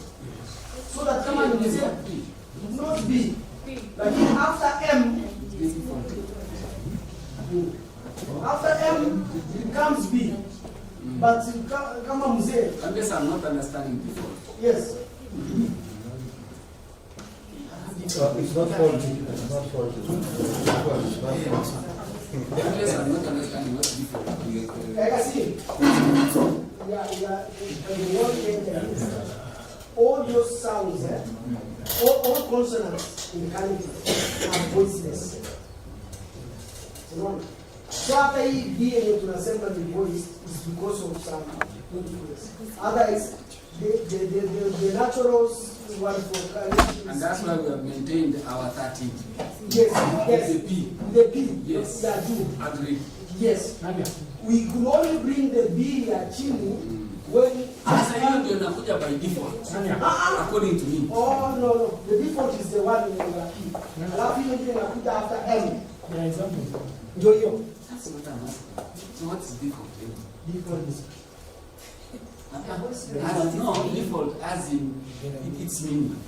Oh. Yes. The what default? Yeah, yes. the one. I'm taking it from the context of it has come because it had nothing to do. Ile asili msingi. Alafu hii ingine inakuja kwa sababu ya mazingira. So but we are okay with that he said everywhere where there is a P you speak. But after M, how did you get up to that point? Kumalizia hapo. You are saying you want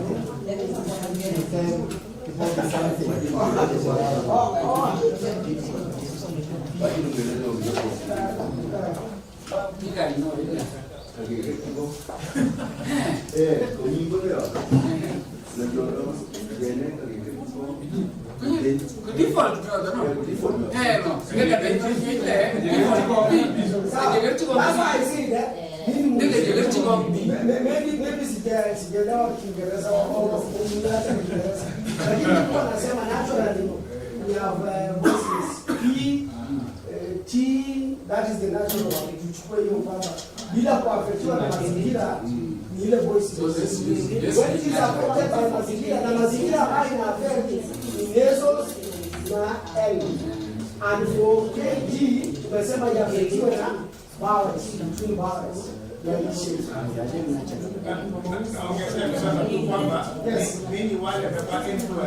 Yes.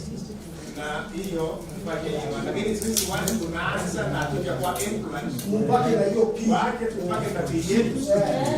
Pia na Kenya, sisi hatuna Kenya. Tuna Akoma.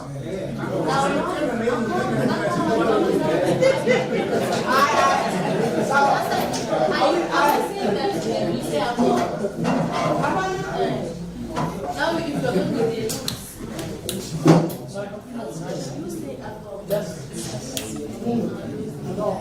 From the finger, yes, and from the move, yes. It's something just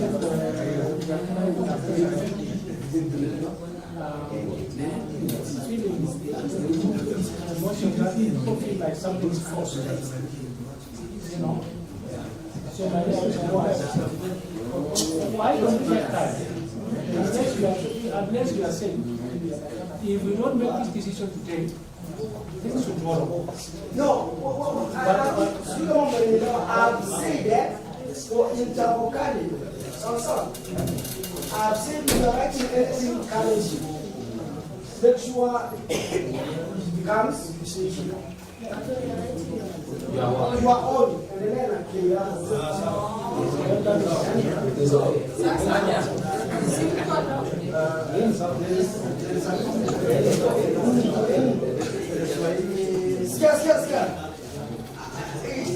You were saying the spelling that is proposed will cause a lot of problems. Yes. But it may be more acceptable. Yes. I wanted to say, there is one we have also always ignored. The D coming now by default. After L. Yes. That's okay. I mean, for us, we have gone into using Giljo without a D, just put the Y. You see? And it's supposed to be Gildaga, something like that. That's another grammatical theory that has affected. But we are saying after L, it is now, if you look at the one that you have, even saying, instead of and then you have said you see something like that. That's now a different grammatical thing. But you are saying anywhere if you find TD coming after N, change it to. But now when you are examining your language and either you want to come back to Gendo from India, then that is now a different world where now you discuss that and say, is it something that is still bringable and it is not, then you accept that is dialectical. Whatever you say, it will be problematic. Yeah. But any word that you have a T coming after L. Yeah. Because when you say then you have put a Y, there is no D. So the better mean D, it would have been D. Yeah. So when you use D, you get for me a word. Avoid Y. Huh? It will never come. The Y will never come. So I want to get up to that point. Yeah. Tafadhali tumalizia hapo. We take T. Yes, we want to go for T. Then when we come, we finish with the vowels. Na zile mark we alikuwa anasema ya subject and whatever. Sasa. But so far, so good. Sasa. We anasema like I don't know from you about you get your phone or whatever. Lakini bwana, it is not. It's a very long story. What we want to be for 20 years, last one was presented at 20. Now, I like what the current president said. Alisema katika learning program like sisi tutachukua uongozi na two things will happen. Either mambo yanaenda na ozo. But it is not like. For example, give thanks for tea, then we go.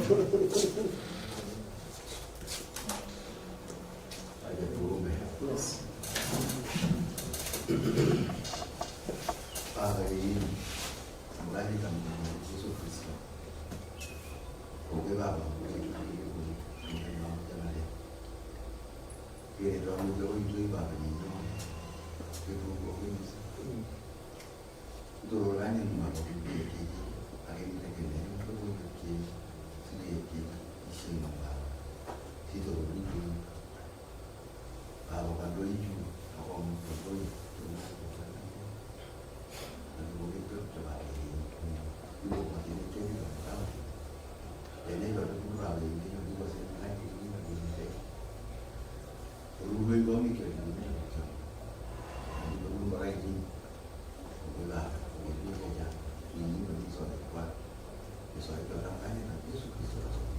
Amen.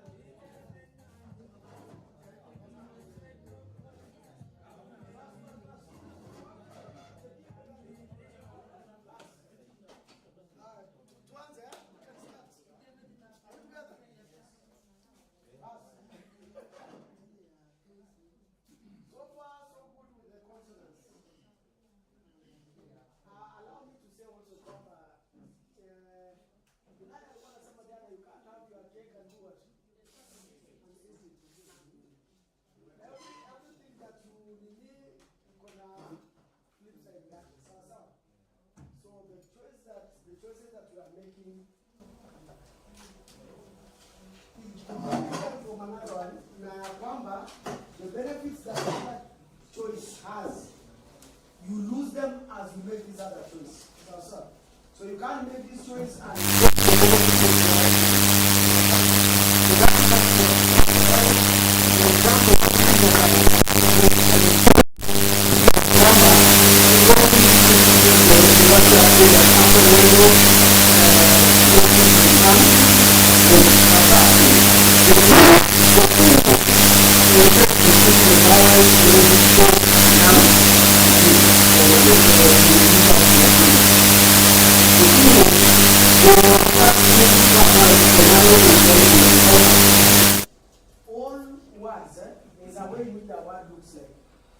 don't need to change the way a word looks like. But the way we have realized in Apamba, if you follow those rules, it will compromise how a word looks like. Like for example, just the same way I say chi, nia, ufania. Mwaji. So it is CH. But which is the same thing, then G has become G. That part in the G. Yeah. The same way I was saying with Ande, you know that away is take. Even if you were to write a book and say the suffix for away is take, but you realize that there's a time now, based on that rule, that day will change to day. So that is something that if you start to the fact that that's the query motif, then you will not have that problem. But as soon as you make that choice, then you know there's another problem that you are creating and that you have accepted to live with that problem. So you can't make that decision and still have the benefits of looking at the word and it looks the same. The same thing Kamele Kaikai. Why somebody wanted G up on the this first Kai and the second Kai, they are the same thing. But why should you say now Kai alafu here you actually wait G and yet Kai it's just Kai. But now we say between vowels inakuwa Kai alafu hii ingine akili inakuwa G. So you now compromise how that looks like. A word which is in fact hii tunasumbuana na TV because it even doesn't sound. Unaona mmoja unasema nini? Does the second one become J? unaona, lakini if you are writing it, then you have to put the second one if you are following our rule. The second one will have J because it's cham. Because of M, itakuwa J, itaiweka kama J. But technically, it's just cham. I mean, it is C-H-A-M, C-H-M. Lakini if you follow our rules, then it will be C-H-A-M, J, mpaka ule anakataa. But so you see now. So that's what I'm saying. Amana mnagani? Are we together up to that point? Yes. Yeah. Please, the people who are online, you can ask if he's ready. I need to ask John if he's ready. They can, anytime they are ready, they can make a, we can give it. You are able to put them on or Google it. Yeah. Yeah. So anytime after time is on. So can we move to vowels? Sawa.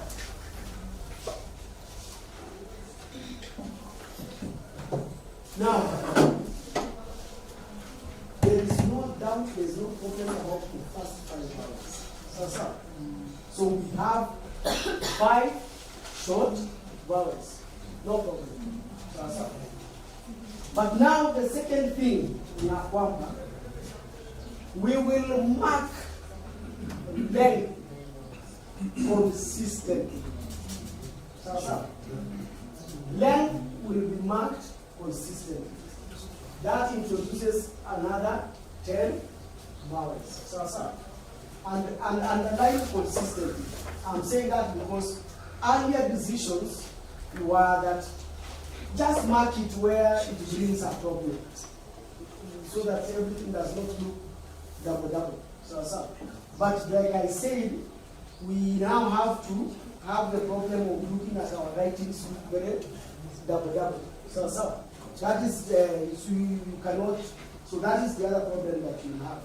We shall mark length and mark it consistently, and that will be marked by a doubling of the vowels. So length will be marked by a doubling of the vowels.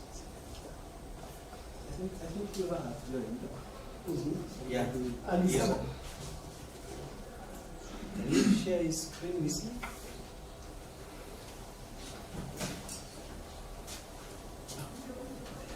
You can give him an opportunity to do that. So as soon as it comes on, then I will stop. Now, one that is very controversial, or still controversial, is the issue of heavy and light. So, na chebia ipambana nayo hapa kikamilifu. Now, for purposes of this meeting, explanations in HB alitupatia, including, we call them minimum, or is it minimal pairs? And we agreed that hiyo kitu ya ATR is contrasting. So let's say that ATR will be marked and marked consistently.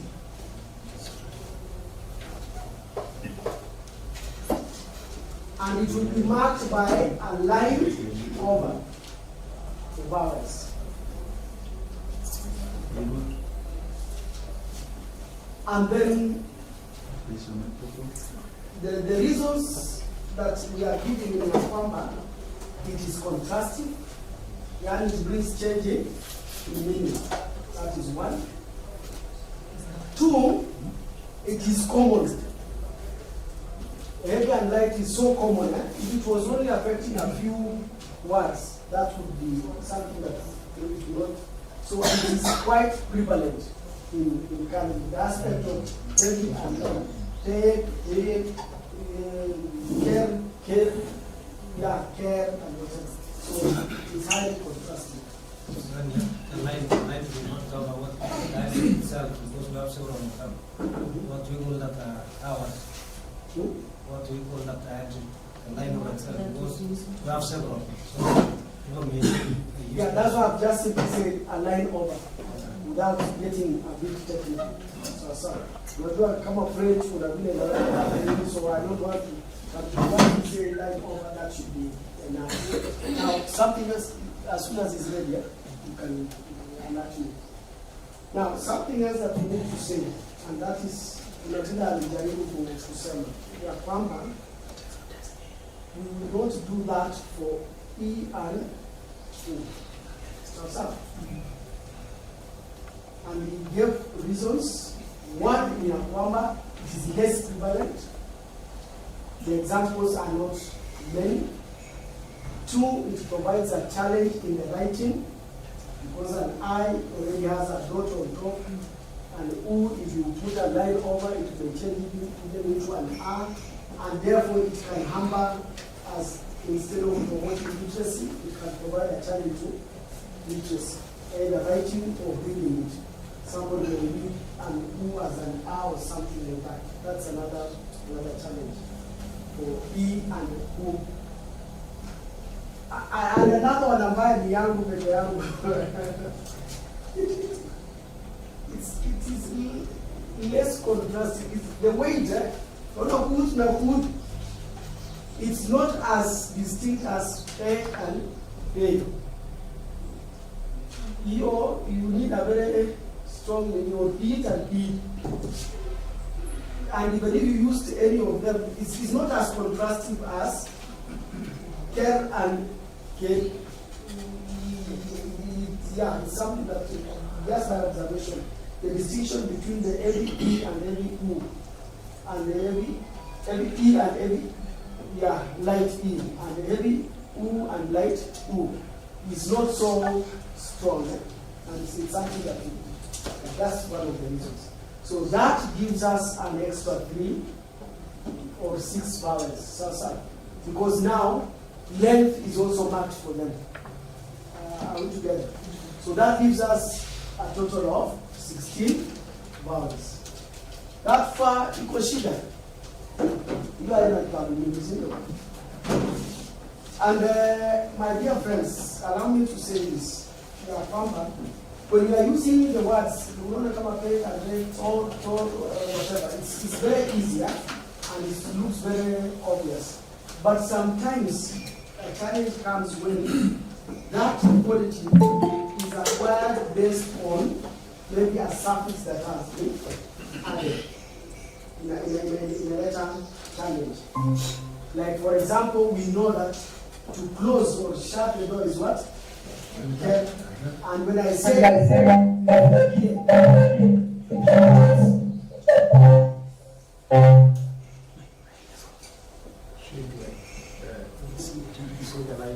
the care becomes heavy, so you have to mark in a word. You cannot say care in a kata.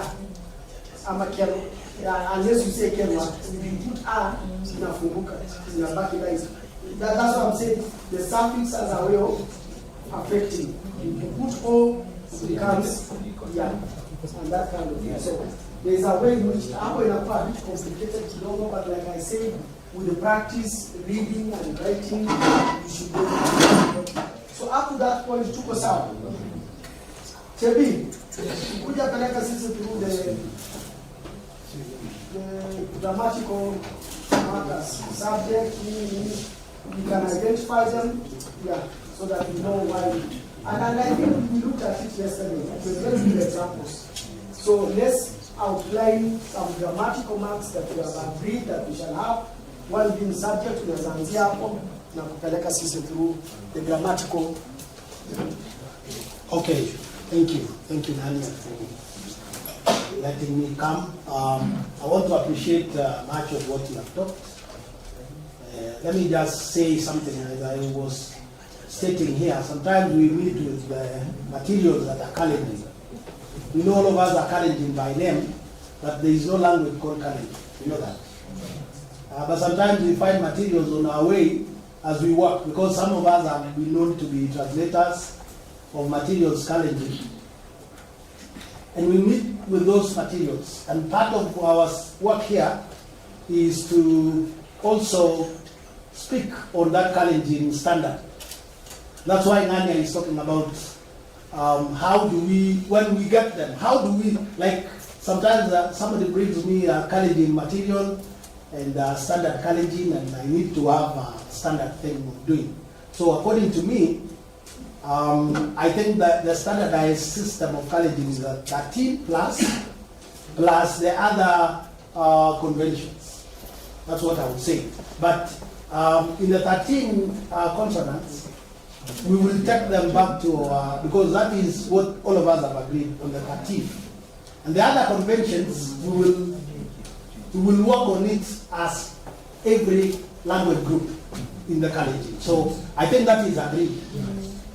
So for me, I think that's the point, so that when we meet with Ngania Kalenjin things, we know how to handle them. Okay. The next thing after the vowels, which we spoke about yesterday, I think Ngania we have agreed on the 16th. Now, there is an issue of tone. Tone in linguistics is called supra-segmental. It is more than the segment that you're looking at. So, it is more than what is written. It is now the music that is in your speaking. That is the tone. And interestingly, the music in that, or the how you put the tone, makes a difference in our language. So, and we said there are two yesterday that are major, but the others that are lexical. Like there is a word, nitakwambia. How do we say nitakwambia in our language? Yes, we say. Tom. What about any other? Momo. Momo. Nitakwambia. And then momo, it could also mean sitakwambia. So the difference of tone comes there. And yesterday we never talked about that. And there's even something that is another tone that I saw. It's about, is a tone that, yeah? Second person. I don't know whether it is a second person. It's something that it is like perfective. It does. Oh, no. Yes. Yes. For emphasis. For emphasis, yes. And they have a mark for that. I don't know whether we can sustain that. But let me talk about the two that we talked yesterday. There is a mark, the tone mark on indefinite. Nobody is known. And you said something yesterday. On somebody unknown, somebody does something. You wanted to use, to add yes. Before even adding the pronoun achek or something, how would you say in your language in Kupsabi? Was Kigel. Yes. So when you leave it at that, yes. Then you will not know. Yes. Who did that? Yes. Then if you want to qualify it, then you can say Achek. Yes. But you can still say without achek in both cases with the difference of tone. Mean you did. Yes. Meaning, kigel. When you say kigel, without kigel. The difference of that. So do you find it, because it is now making a decision, marking indefinite subjects, tone, do we mark, we have agreed that we are going to mark across our languages. We have agreed that, is it in the affirmative that we are going to mark the indefinite by putting a slash? There are those who say, okay, maybe that slash will be confused with something, but I think the slash behind a verb will always show this is the doer of that is not known. Now the second thing that we talked yesterday was the subject of Higur Jeiso Asubiki. Magigur Jeiso Petero. Let me use that. Higur Jeiso Petero or Higur Jeiso Petero. In that case, we do not know, if we don't put a mark on who is doing something, we might not know who is doing something. There is ambiguity there. So, do we agree that we mark the subject, tone, in our writing? We agree. So those are the two that we want to say in this workshop that we have agreed to mark those 2 points in our writing. And I think most of those languages that are doing translation in BTL are marking now. And for other languages, maybe like KO, which is beginning, then we know that we are going to mark the definite subject, and of course mark the subject, the doer of something in a sentence. Now, regarding the vowels that we talked, because Lanya said we have the 16 to be marked. He said something about consistently, and sometimes I interact with materials, even Kalenjin materials, like the Kalenjin Bible. And I want to say, the Kalenjin Bible, the new Serenity. And I want to say sometimes, because we are BTL and DSK does the work, I think we should have a workshop on the same, inviting them, because they are also involved in writing Kalenjin. So that when we come to marking, because sometimes they may produce without some of the markings. So for me, I think it is something that we need to, as Bible translators, to also come, and other bodies that would come together and discuss on how, so that when it goes out there, they look the same. Because the people, the consumers of those materials are people. So my opinion, because it is a Kalenjin workshop, my opinion is to see that if we can come and agree also, when they write, we mark, if we mark vowel length, we mark vowel length together. We mark vowel length. Chebi, let me say something, Chebi. Yes. Yeah. I think it's going on well, and we are able to follow, at least we have agreed on those 2 grammatical marks. And the one for Mamo or Mamo, yes, is, of course, we said we can use that's the default to refuse. Yes. And maybe in future we might try to consider a situation where you are using ma to refuse. Yes. And that is something that we can propose in future. Thank you, but you can continue, Chebi. Okay, thank you. Thank you for adding that. So for me, I think in terms of the marking, I want to request that our translation teams who will be interacting together, so that we see wherever there is some inconsistent marking, we can help each other. Because sometimes when you interact with some of the materials, you realize the key with a double I, sometimes it is written with key with 1 I.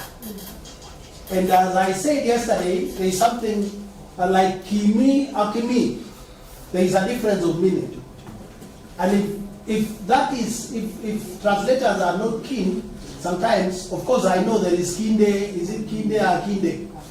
And you realize that if you don't mark them consistently, as we teach people to learn the language, they need to understand why are we doing the double I and single I, because it brings difference of meaning. And especially when we are marking tense markers, sometimes there is a car with a double A, and there is a car with single A. And the difference is there. So it is important. I know there are those who use core and there are those who use school. There are languages that use school like Marakwet. So it is also important. And I think Kumsabini also uses school. Kunyo ama kucho. Unasema kucho? There are those who say kucho. There are those who say kunyo. So it is important, if you say kucho, you have to say kama ilikuwa kucho, you have to put W, because without making it consistent, sometimes you may find it to be a problem. So I don't know whether it's much to say. I want to say thank you. Asante sana. So I think out of this workshop we have agreed on 2 grammatical marks. Very critical, and we have very good examples. Ilifanywa na tulifanya. And now the other one is the subject one. I think that one is something that let's use it in our writing system and continue. Now, something else that came up yesterday, and we are outside, yes, we did not present, but it is something that was a challenge. The whole issue of diphthongs, the whole issue of unlike vowels. Maybe I want us to borrow Chebi's statement and try it in our translation or in our writing. Anasema ya kwamba hawa walikubaliana ya kwamba unlike vowels do not follow each other.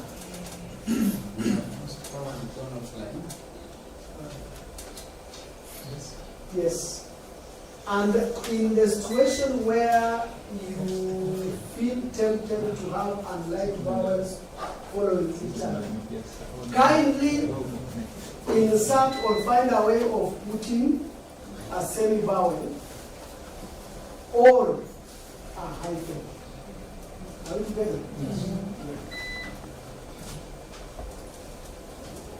And a quick one, if I may just like this. I don't want to tell you about the initial consonant, but al and so ukisema nimekula, ukisema now you will find that you can use a hyphen, and the hyphen will help you for 2 things. It's not just separating unlike vowels. So the use of a hyphen is not just separating unlike vowels, but it also helps you to separate morphemes. Yes. So you will use the hyphen to separate unlike vowels and also to separate morphemes. Like when we talked about me. Yes. Yeah, so me, then we realize that E-M-E, E-T, there are 2 morphemes, or there are 2 syllables or something like that.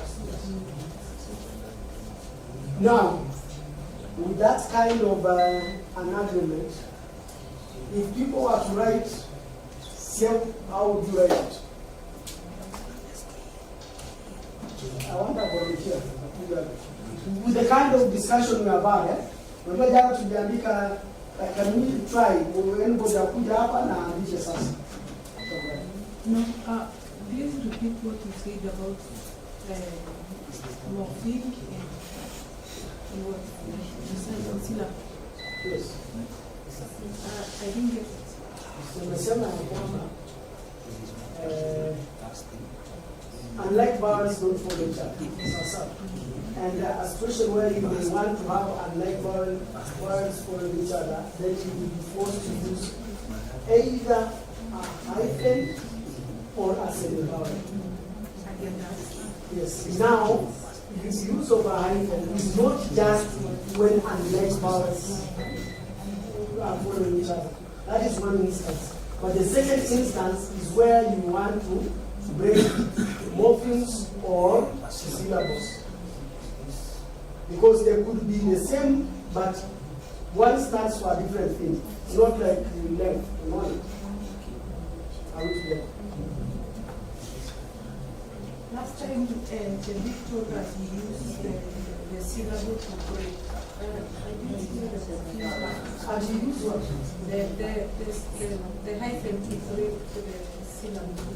I think what Nanya is saying, because like yesterday, Kaaman, Ka is a morpheme, Am is a morpheme.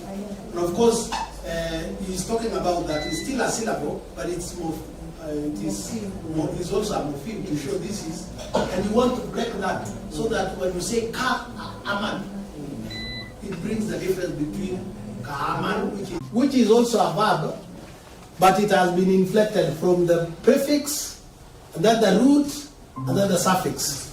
So, kubaliwa ingie. The root, this is one morpheme. But there is one that has ka, okay, then an. Those are three morphemes. But if you were to write like this, it will look the same. Ka. Isn't that so? Because ka, this one is ka, this is this is an. There are three morphemes. So if you want to show difference, because this one and this looks the same, you have to show that by breaking the syllable. You write ka like that to bring the difference. That's why Nganya is saying a syllable break or a morpheme break, because it's still also. But if you use a morpheme break, it means you have to break this. So it has to be the syllable only. Thank you. Ki.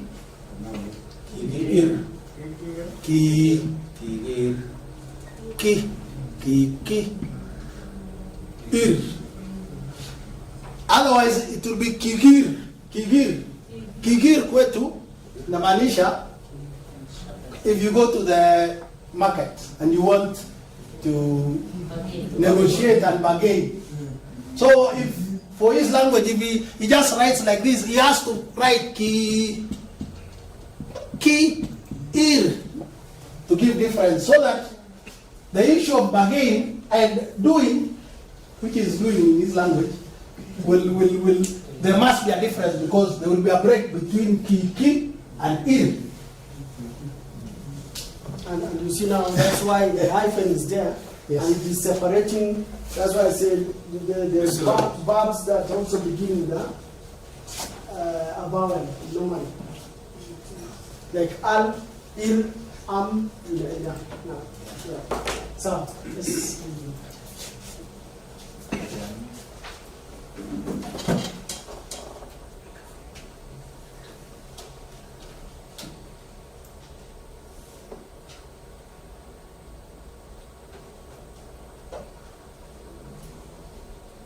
Nani hawa wanaangalia sisi katika meza?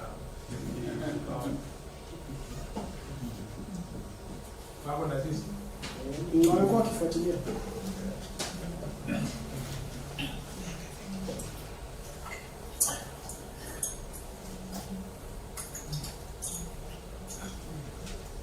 Hello in Eldoret, can you hear me? Yes. Okay.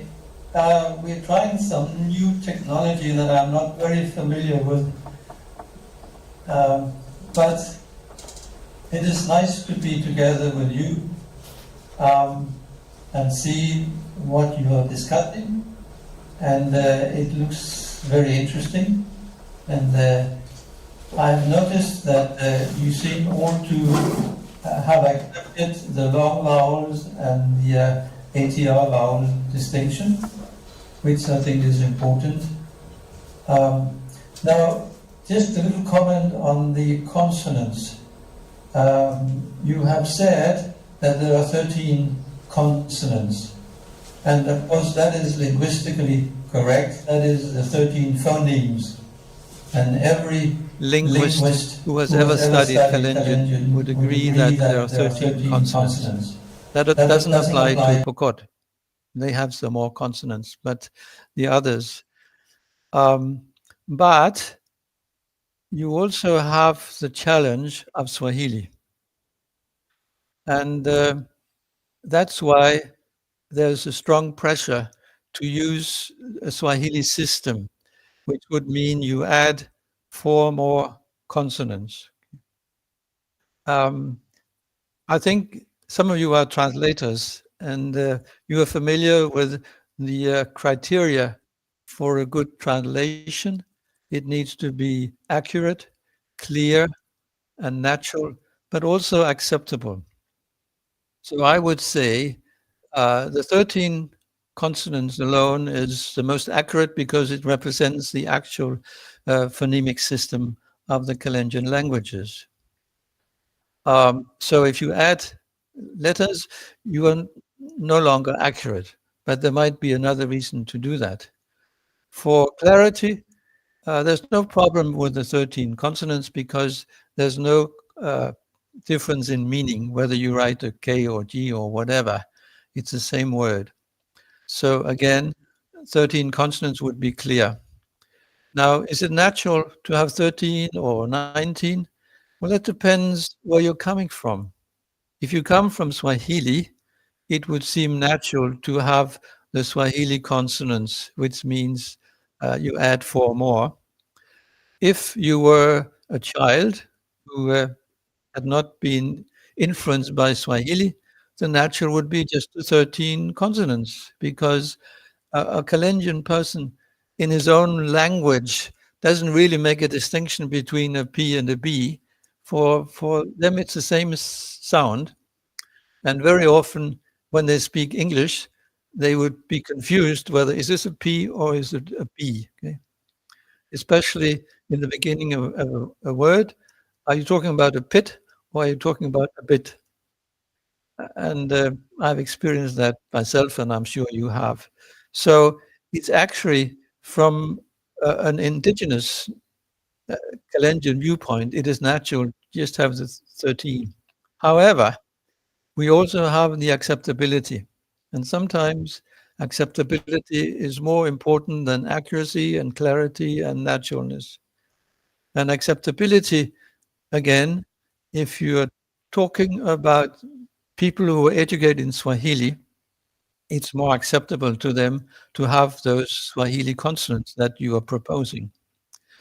But as I think Sabila has already mentioned, it comes with a price. It means that the writing and the reading becomes more complicated because you always have to find out, are you going to write a P or a B and a C or whatever, K or G. So then you'll have to make some rules, and you already started with that. The simple one is after nasals, and then you may add L, possibly for some of them even an R. You will have to discuss that. And then you have added between vowels, but that's not enough. There are more problems. What about initial P or B? Some would say, oh, it sounds like a P. Others would say, no, it's more like a B. And so you will have more situations where you need to make some rules.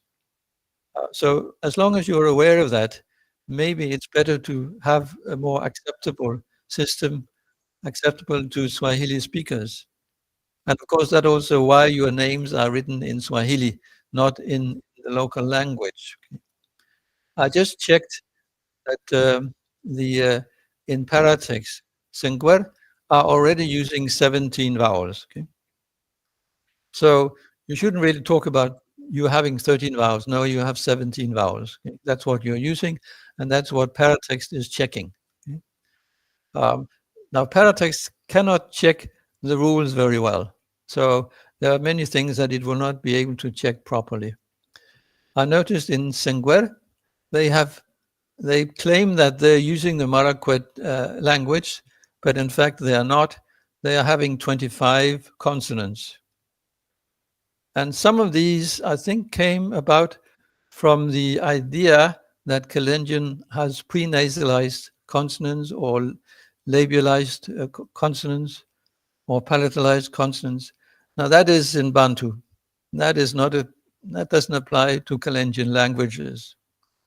Kalenjin languages have clusters instead of those prenasalized and labialized consonants. So that's a carryover from some Bantu language, and it seems to be carried over into Sengwer. So that was just my little input here. I can certainly see you want to go the Swahili way, and you decide, but you need to be aware of the problems. You're opening a can of worms, but maybe that is the best way to go. I don't know. That's up to you. Okay, that was what I had, my little input. I don't know if there's a possibility of any questions from any of you to me.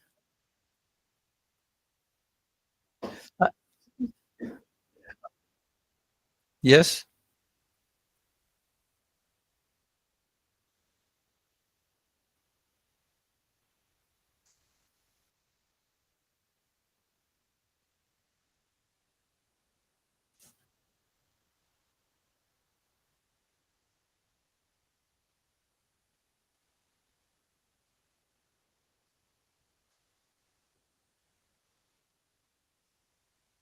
Okay.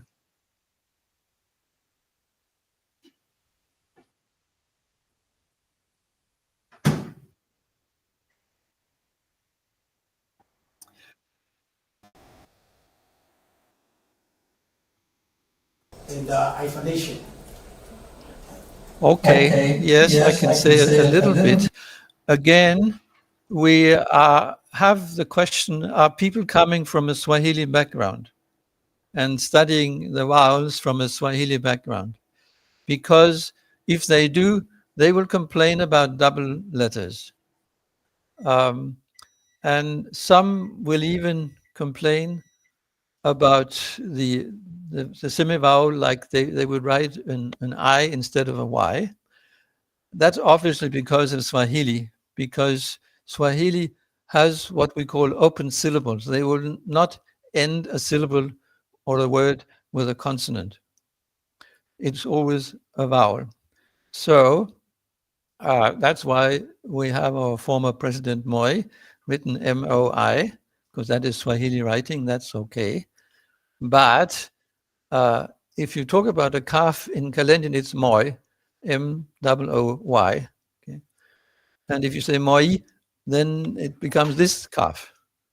So languages are different. So it's a question of, do you want to follow the system of the indigenous language, or you want to impose the Swahili system on the language? And some people have even claimed that Kalenjin languages have glides. So Thai, they say, okay, that sound is a glide like you find in English. Okay? If you say an English word like T-I-E, Thai, then you have a glide. Okay? So they would say, oh, English has glides, so Kalenjin must also have glides. Okay? But then again, that is imposing a foreign language onto Kalenjin. So there, we should just write T-A-A-Y if it's Thai, or T-A-Y if it's Thai. So that's the indigenous system with a Y and a W. And the reason we know that is from syllable patterns. I think it was just mentioned briefly before. Very common syllable pattern is CVC, consonant, vowel, consonant. Okay? And many roots are just like that. Now, for the hyphen, I think you already discussed it. It goes back to the change of languages, and the different dialects are different. Like, take the word for beak, which in Sabot is wo, starts with a W. In another dialect, it is o, Kalenjin, or sorry, Marakwet. And in some languages, it's o. So these semivowels, you can see, are weak. They can drop out either at the end of a syllable or the beginning of a syllable. So in some dialects, the Y has dropped out much more than in others. And that's where when the Y, which is a consonant and therefore divides syllables, if that drops out, you have the problem of how to separate syllables. And then the obvious way to do that, and what has been used in all the languages that we have been working in, Sabot, Marakwet, Tugen, and the others, I think, is to use a hyphen to separate syllables. Now, some languages use them more than others. That depends on the language, because it depends on how much has these semivowels dropped out from this particular dialect. So as long as you understand that the hyphen is just to separate syllables. It should work okay, and I think it was already explained fairly well. I don't know if that answers your question.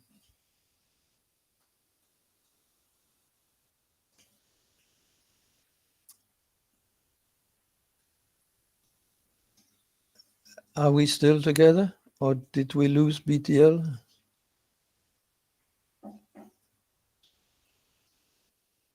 Yes. Yes, now I'm getting it sort of, I think I lost you at some point.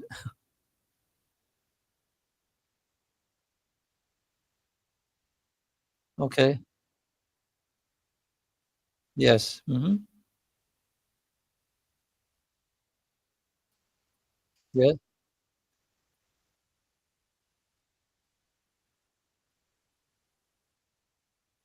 Yes.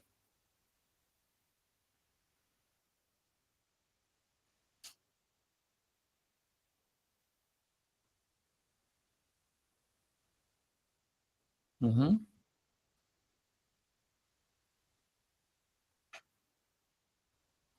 Mm-hmm.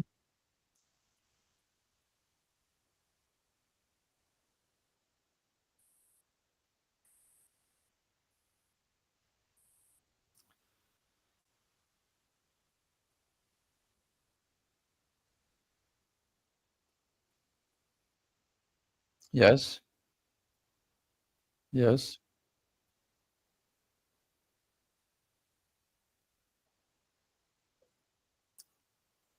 Yes.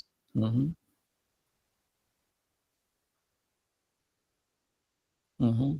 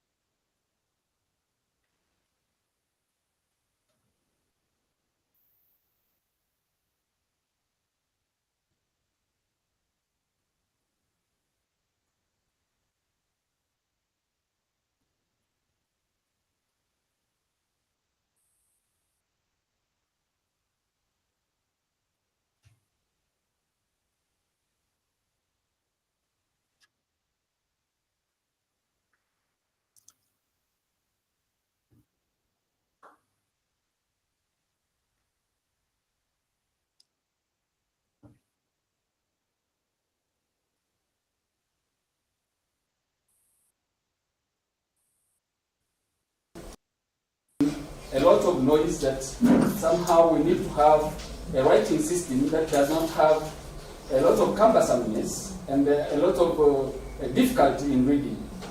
And we are reviewing materials, and we have said, fine, the ATR can come at a later stage, but let it be, as we are doing the reviews, to have the simple writings that agrees with the rest of the things, with these other changes, and also take into cognizance of the fact that the ATR in the initial stages ought not to be brought so much on board.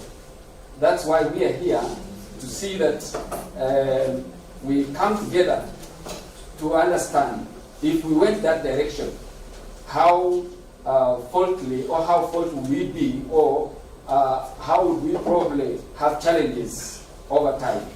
That is the reason why we are here to manage our situation.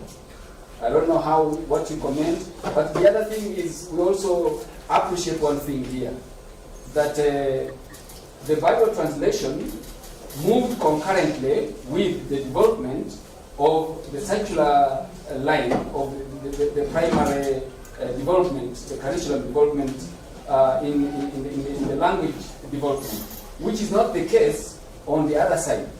On the other side, there was more, or there is more concentration on the Bible translation and ignoring the development of languages, of the language at the primary level. And that's why we are saying another section was actually left behind, and that's why we are here to say we want to represent that. And come next week, we have reviews with the National Cultural Development Center of materials that haven't been used for all these years in the primary schools, and we are saying we want to look at where the problem was. That's my comment. Probably I don't know what you can say about that. Thank you. Okay. Yes, I'm fully aware of what you've said because I've heard it before. What I would recommend is that you actually try to be in dialogue with the Bible Society and with the translation team, because as it is now, you are driving in two different directions without talking together. So if you can try to talk together, I think you might be able to reach a compromise. The CH and the nga is not a problem from a linguistic point of view. There was a long tradition. The former alphabet used those phonetic letters, but to change that is very simple. Now, the reason why books were not being used has nothing to do with the books themselves. It is because the teachers have not been trained at all. And you can ask Sabila how this was done in Sapot in the primary schools. Okay? Because what you have here is you have teachers who are not being trained in the local language at all, so they have to come from Swahili and English, and they look at this and they don't understand, and therefore they don't appreciate why these heavy sounds are necessary, and I think they accept the length. So basically, you are trying to do something which has no proper linguistic basis, but it's based on the feeling of some people who have not been trained in the local language. But anyway, we can't solve that here and now. So that's why I recommend that you try to open a discussion with the actual translators, okay, in Kapchorwa, and see if you can come up with some kind of agreement instead of moving in two different directions and just talking against one another without talking together. So that's my advice.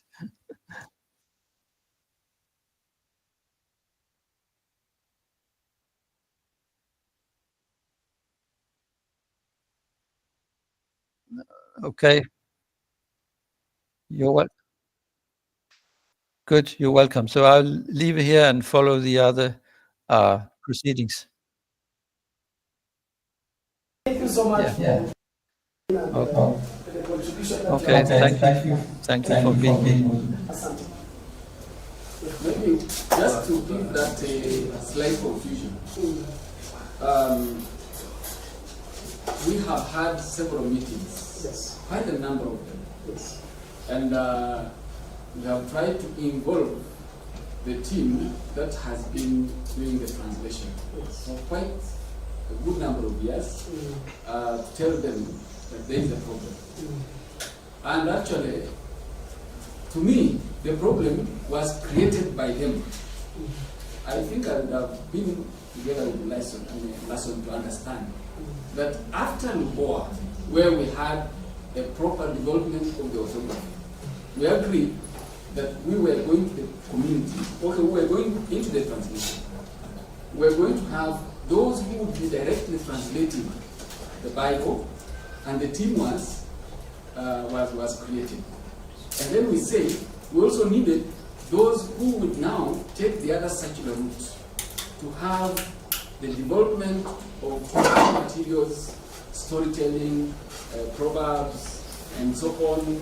Actually, the orature, the oral literature that we thought needed to come out so that we could help the community accept and reverberate well with those who now understood the orthography. And then that would also apply to the teaching of the same in the primary setting, in the primary schools. And lucky enough, within that period came the thematic curriculum. And the thematic curriculum required that we were supposed to use the local language you know, at the primary level. Now, the unfortunate bit is that the other route went on, this one was ignored.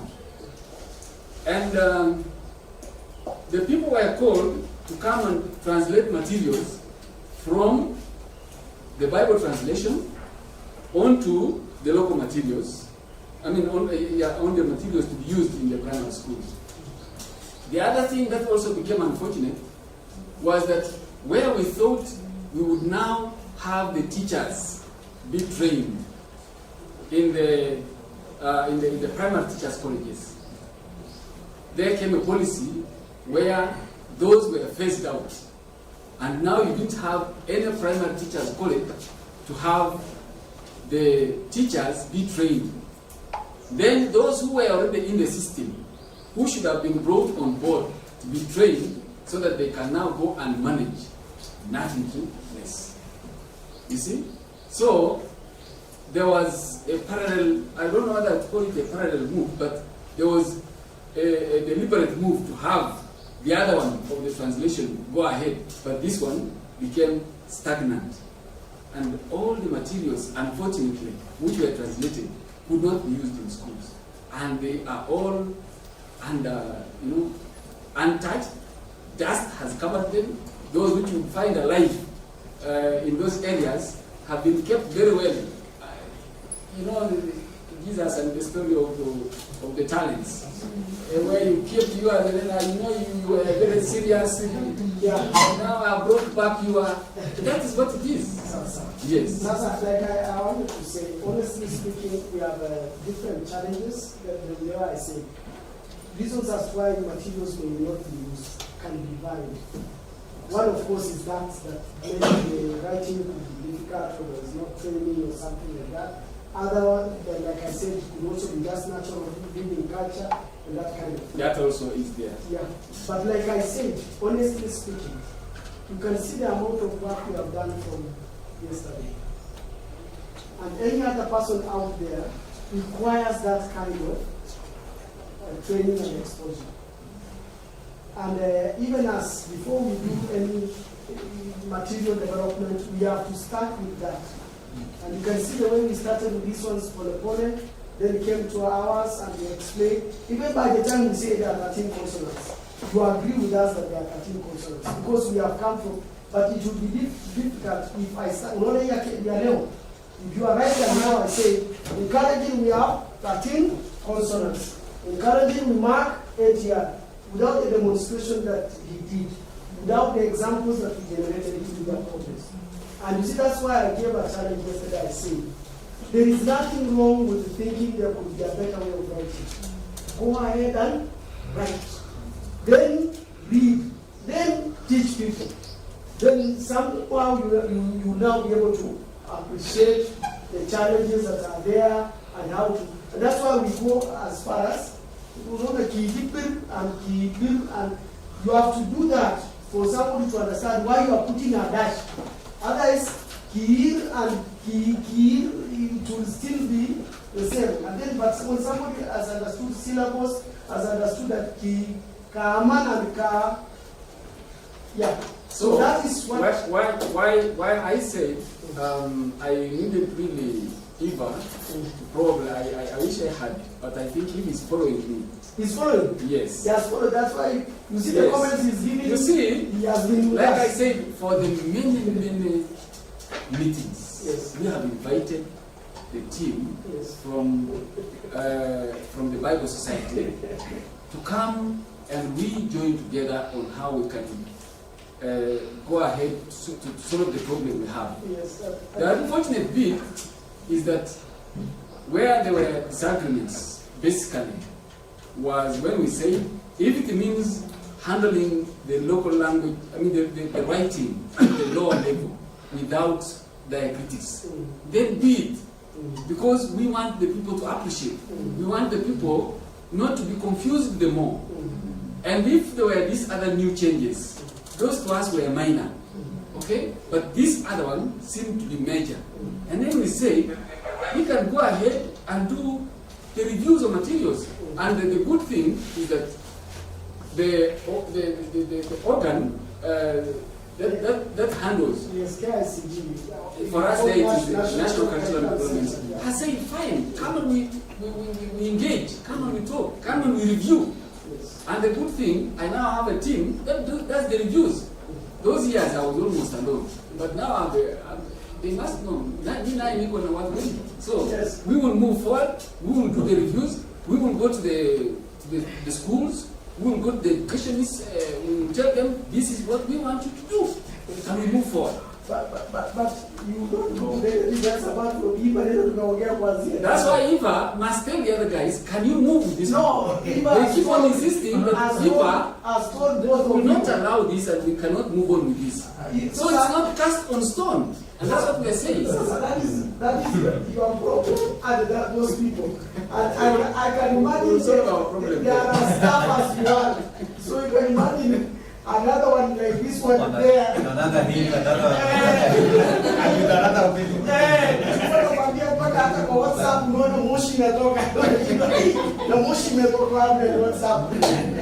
But like you say, talk with each other and discuss. One day you have to do that. And some of us are willing to, if we are called upon, and I really appreciate the fact that you came all the way. And this invitation was open even to them. Why they are not here, I don't know. And I think we have always called you Nanya when we're having these meetings. Yes. We have also called you to tell you where we are having challenges. Yes. You have made your submissions. Yes. And then we have said, yes. The other team, this is the area where we are having problems. How do we rotate on something for almost 5 times and we are not agreeing? They cannot be me. They are different people. No, what I'm saying is, what I'm saying is, and then another thing is, all this requires a lot of resources in terms of time, in terms of money. And you saw the rates that I put for your poster. So anybody here has spent not less than 2,000 Kenya shillings per day. That is the minimum. Okay, something of like multiplying by 2, it's not very easy money that can come. 2, the resources in terms of time. We have a lot of business. You see, Prof has left his business to come here. And there are very few people who can leave what they are doing to come. You know something like that? You can ask Prof. I would travel, Prof has not known that I'm no longer in Eldoret. I would travel all the way to Eldoret. I don't have a home in Eldoret, but I would meet with them and make a presentation. And it was not something funded by the organization. Because there's nothing, I cannot explain to the organization that Professor has a problem with P. Now I want to go and help him solve a big that he may talk about. Now me nakuja tu Prof tunajuana, and you see now Professor has also reciprocated. Has had a nanny has something here, he comes. And we don't sacrifice. We go out of our way to sacrifice. I've said even the way I identified some people. Who you say, out of his own volition, huwa anafundisha watu kwa WhatsApp ya marathon. And when I was in here, I told Michael, make sure come a bishop up around, he comes. Even the person that I've been following, he has been following Nairobi, he's a Nadi, and he's a senior member of the community, but he has been following the issues. So people sacrifice, and people have to come together, and people have to discuss, and people have to, let's do something. So that's why I'm challenging people. And out of this, like I said, we will try to come up with a document that contains those resolutions. So with the examples. And if it comes out, of course you know that here why it is why instead of IA you have some understanding. Why we are opting for a P instead of a B, you have some understanding and where we are coming from. And so please, ladies and gentlemen, it has come to maybe you know I will not have time to talk now. Just a little bit, because surely you will help me. I didn't introduce myself. When I came, I just said to you and we moved on. And probably sometimes it is important to have people know you. Really. I gave you my name, I'm by designation, The deputy RDC, for us it's at the level of our commissioner. The county commissioner. County commissioner. So this is a DC from the government. Yeah, I must say, I had to take my time off. Sorry, not officially, still to be with you because of the interest that I have in the development of our language, and also in creating a serious synergy with you. You know, down the other side, we are respected because of you, really. And on many occasions, we have had our leadership on the other side appreciate the fact that the Kupsabin speakers are the only slight community which is like a minority on the other side. But the majority, the only Kalenjin group. The only Kalenjin group on the other side. With the Pokot, of course. The Pokot also are part of us. But we, for many years, have been known to be a minority. But what gives us the respect is that these people are almost a nation of its own. And when you talk about the Kalenjin nation, we are really proud of you. We appreciate the fact that we have the Senwell, we have the Kipsigis, we have the Nandis, we have the many of you whom we probably need to take time also to know. And that when we were battling out to develop our language, many years when I was still an undergraduate by that time, about 2000, by now it's about 24 years, I was following from the footmarks of one of our very great grandfathers who perished, who passed on, called the Reverend John Kisa. Some of you may be knowing him. And he was the only Sabine-speaking person who did a lot in the writing of our first Bible. But many things needed to be done to study the language again and do a lot of research on the language. So when we came to meet other people who are done, especially from your side, and they came in to help us, and we started developing the language and coming up with an orthography where we thought we were now at it. Again, we came and found that there was another hill to climb, and it makes us reach where we are now, to appreciate the fact that we have young men who have come up, so many Gen Zs. You know, these guys here came and started saying, they wanted to take us to court. Why do you guys tell us that this is, you can have a C without an H? How did you base on this? And you know, they made a lot of noise, and we were like, I want to ask Professor probably just for recognition. If there is one person who really did a lot to say, no, let's do this, let's handle this language challenges together, and we do something on it. It's Prof. We really do appreciate him. And he has helped to have these meetings go on and on, and we tried to bring these other people, these other teams are now saying they are on the other side of the fence. I want to appreciate the way you people have handled it from this side, because I can see that I think you are now the Reformed Church.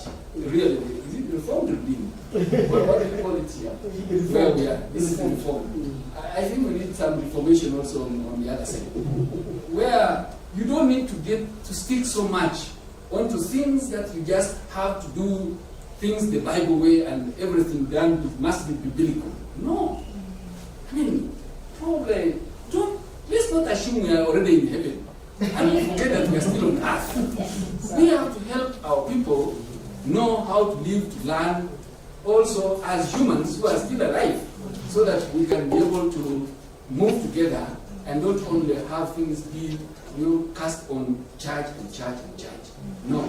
So that's why we are saying we must appreciate you, because you have brought all sections together and all angles are moving on and there is no problem. For us now, we have had to come and quarrel and we say, okay, for us, let's go this way, and either you find us there, or you accept that we can move together. Sorry that we are in that level, but when we come here, we are like, no, don't go too fast, and we will give another chance. And then we say, gentlemen, but we are going to do the review of the materials, and we follow what we have been doing here. What for us, we will simply say, if we will have an orthography, the orthography must spell out all that we have said here, including using diacritics. When we now come on the benchmark, I mean on the lower levels, we want to say that this is, if I'm going to write assistant, okay, and I say I will write without, don't criticize me, because I know why I'm going to do that. Arawe, don't tell me why did you put the cap here and why, and what I simply want to say is, can I take it and tell these people, no, forget about this one first. You write it as it is and read it as it is. And that's what we are going to do, and our friends will find us there. Thank you very much. Not fair. I think in support of what you have said, we did organize meetings, even one in Kapchoro, and they were just next door in Kokomuya. So they wanted us to move the meeting to the place where we are. I think they have been a bit inflexible. And I appreciate what Dr. Lassen is saying. But looks like, on the other hand, they are depending on him. Yes. Yeah, I don't think he was very open. And whereas Lassen on the other side has been a barrier, because it looks like nothing can move without clearance from him. Yeah.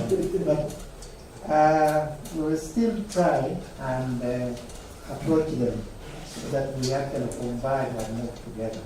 Sorry that this has come up as a big issue in a forum, and you're wondering why these people turn issue. But I think, we come here also to reflect on our challenges. So to appreciate that and be a bit tolerant. We will handle it from here to see what mechanisms we can have to bring them on board so that we can move in tandem. Yeah. If I was so bullet for you. If I was to move an email, and actually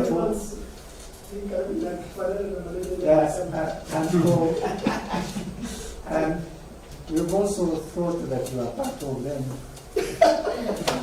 But I'm happy that we have combined, even with the C. I mean, we insisted for a whole year. So I think we now come to this thing. Even for me, when I looked at the diacritics, yes, the way you presented it initially, yes, it was really discouraging. But we have appreciated now. You are what I explained. Yeah. And of course, I sent a document all the way from Tanzania, which had a very good orthography. I had updated one of the stories. Thank you for the opportunity. I'm struggling to understand what is happening in those sides, but I think there are also others who have done things like the neighbors on the other side. I think there are neighbors who have succeeded.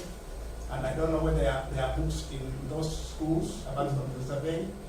I think there was another group who have written the Bible, and maybe there are books that are accepted. Why don't they follow it from what they did, so that at least they succeeded? And also, I've realized even in Marakwet, those four posts, only a translation, I mean, it is wallet to influence the next way. But after having seminars, meetings, and we explain and you write this one. Kana of course hiyo unakuta yako weka yako anakuja unakwisha. Nasema naona kama iko kitu hapo.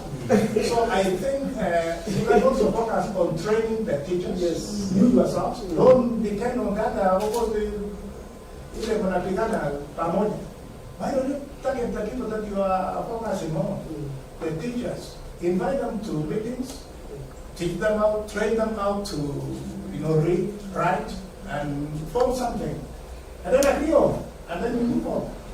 Lakini mkipigana ninyi wawili sijui kama kuna mtu hapo na interest ya vitabu vyake kuhusu kuliko ya mwingine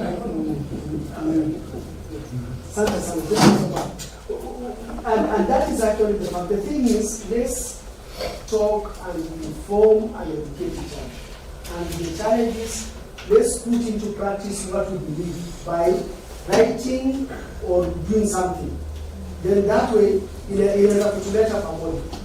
Like I said, there are people, just the same way saying, there are people who are doing, but they have never written even a single page. Let them try and write a page. Then sit down, we talk. Because that is the only time we appreciate some of the challenges that are there in our language. Sorry to use you, madam. Madam, it's until we met with madam that she was able to resolve in her mind some things that we share with us, with the professor of Japan, whatever true. Sorry, maybe. Of course, there was a time we met and then we referred to your thesis or whatever. There were things that when she was doing it, the professor then akijaribu to transcribe. Yes, it is only until we met. Then I wish we had met with you before she was even forced to change maybe even a dissertation or a thesis kwa sababu inakusumbua. Unataka unaandika leo na B, kesho unaandika na B. What are you writing here? If you go out, let me tell you, there is a professor alikuwa anafanya na hapa. Okay. She's a Luo lady anaitwa Nairobi University. General Board. General Board she had something funded outside ya kufanya language documentation. Akipeana questionnaires interview kwa hawa, kila mtu anaandika yake. Wakisanya namna hii, they are writing the same thing but differently in everything or something like that until the time we met and up to now we work very closely. Next week we are having another workshop together because it is, and she now sat in a team. We have a document and we went and studied Kalenjin. Ile nilikuwa nasema tukapata hata minutes ile moja anaandika kwa mkono. He yote and he compared and everything like that. And that was Professor Jerry Odwor, Professor Margaret Mudui, Professor Chemorion, Mr. Gali, maybe I should be a professor, and a number of us. And we had to look at it and study. Because those challenges are there. I'm telling you, utaambiwa hapo andike, kila mtu ataandika yake. And until we sit down and agree, provide rules and provide guidelines and document, then it will guide us, it will bring us together. It's part of the business we have been doing from yesterday up to now. We have done meetings. I told you we did a meeting in Kericho. We might have to meetings, and I have brought her to ICM Kitale to train some Sabaot teachers. Anakuja anafundisha curriculum, nikaleta viwota, anakuja anafundisha lugha, and we have to keep doing it. And handle these things and document them and practice and generate material. Tafadhali. I'm thinking that we need to finish shortly after 1. We have about 30 minutes. If there is any issue, issues have come up as we have been discussing. Is there any issue pending? Because we have said between we need to angalia issues. In the morning, we are trying to agree, present the things that we have agreed. Tukamalizia after lunch, after tea, tukamalizia vowels, na tukamalizia tournaments. Sasa. And then I said that huyu mwingine ambaye alikuwa Nairobi ameniambia is having a challenge, is coming in and going out from the does not give us his contribution. Kama kuna jambo, tafadhali. Yeah, I wanted to comment on a statement that Eva made, Yeah. because I'm not very clear about it. Yes. So Chevi should listen. Chevi, Yes. I know you are a student of Professor Eva. So now this statement that says that Mba, there is no prenationalization in Kalenjin. And I think that also extends, he says, no palatalization, no labialization. It will still not clear to us, so it's not here. Don't try to explain it here, but we would like to understand that. Is it because it is mpa, but we are just saying mba? Yes. So it is mpa, so that means there are maybe 2 syllables in that cluster, because he called it cluster. So yeah, so it cannot be mba. See, so it might be mpa because it's a cluster of 2.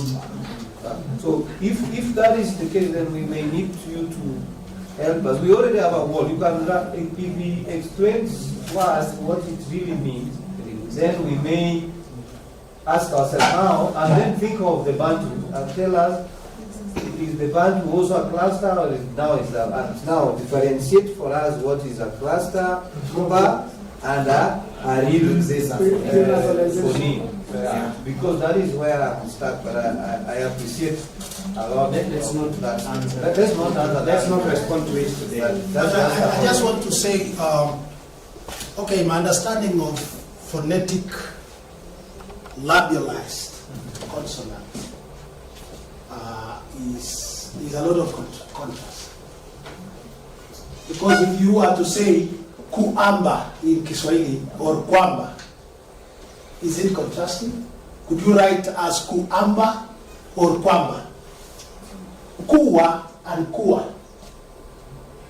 So those are the things, examples that Eva is talking about.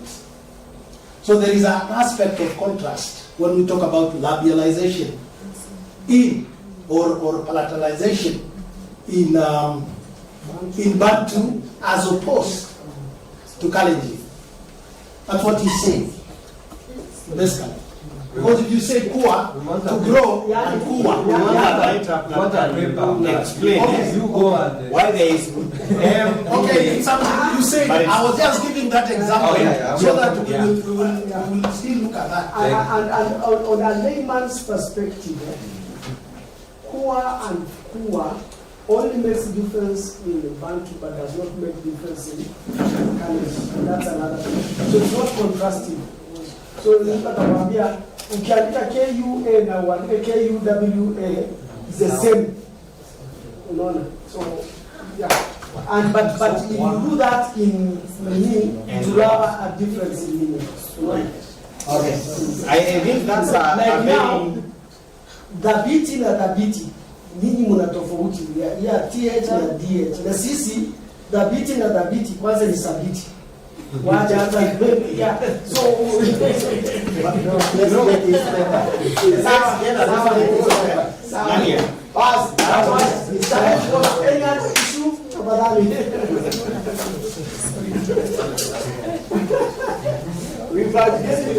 and by the way, I will provide another way forward when it comes to that, because I will provide some way forward in the last 10 minutes. But if you really like maybe a layman mambo ya linguistics or linguistics, don't down hiyo material ya hapa, lakini milioni ambia sisi tuelewe katika layman's language. When you use it, then explain and then give us examples. Ili ingia ndani, lakini tunakaa kama mnaisomesha si kitu wewe. You are right. You are right. Na mtaanguka kwa sababu wanafunzi hawajapata.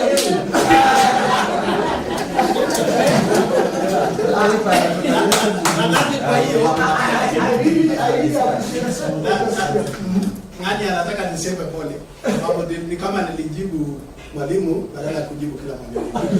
Ile nilisema ni kwamba wakati tunasema kwa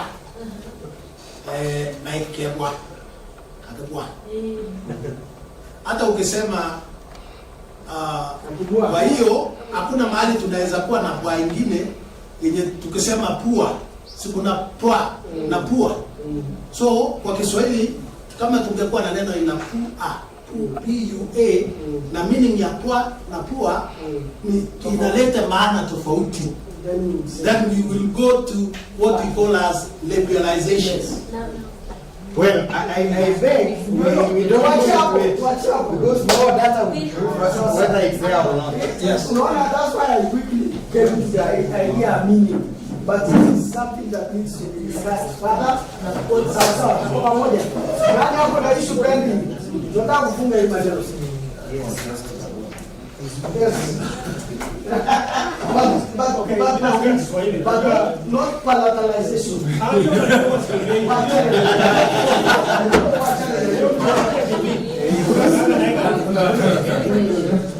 My observation is kwamba I think maybe the next level of doing this kind ni kukutana na watu ya surveying, saidia hao kwa ground bottom up. So that whatever they agree, mtu ambaye kutoka kwa ile sijaribu kuambia nyinyi huko msikilize sisi. Siku ya kukuja watu ya bien kwa msitu pia na wao wakutanisha whatever they agree. Hata nikiulizwa nasema sasa hiyo ni agree, I have no rights of doing that from my observation. That's my comment. That's well taken, and I said I've done meetings in all these communities. That's why I referred to an email by way of the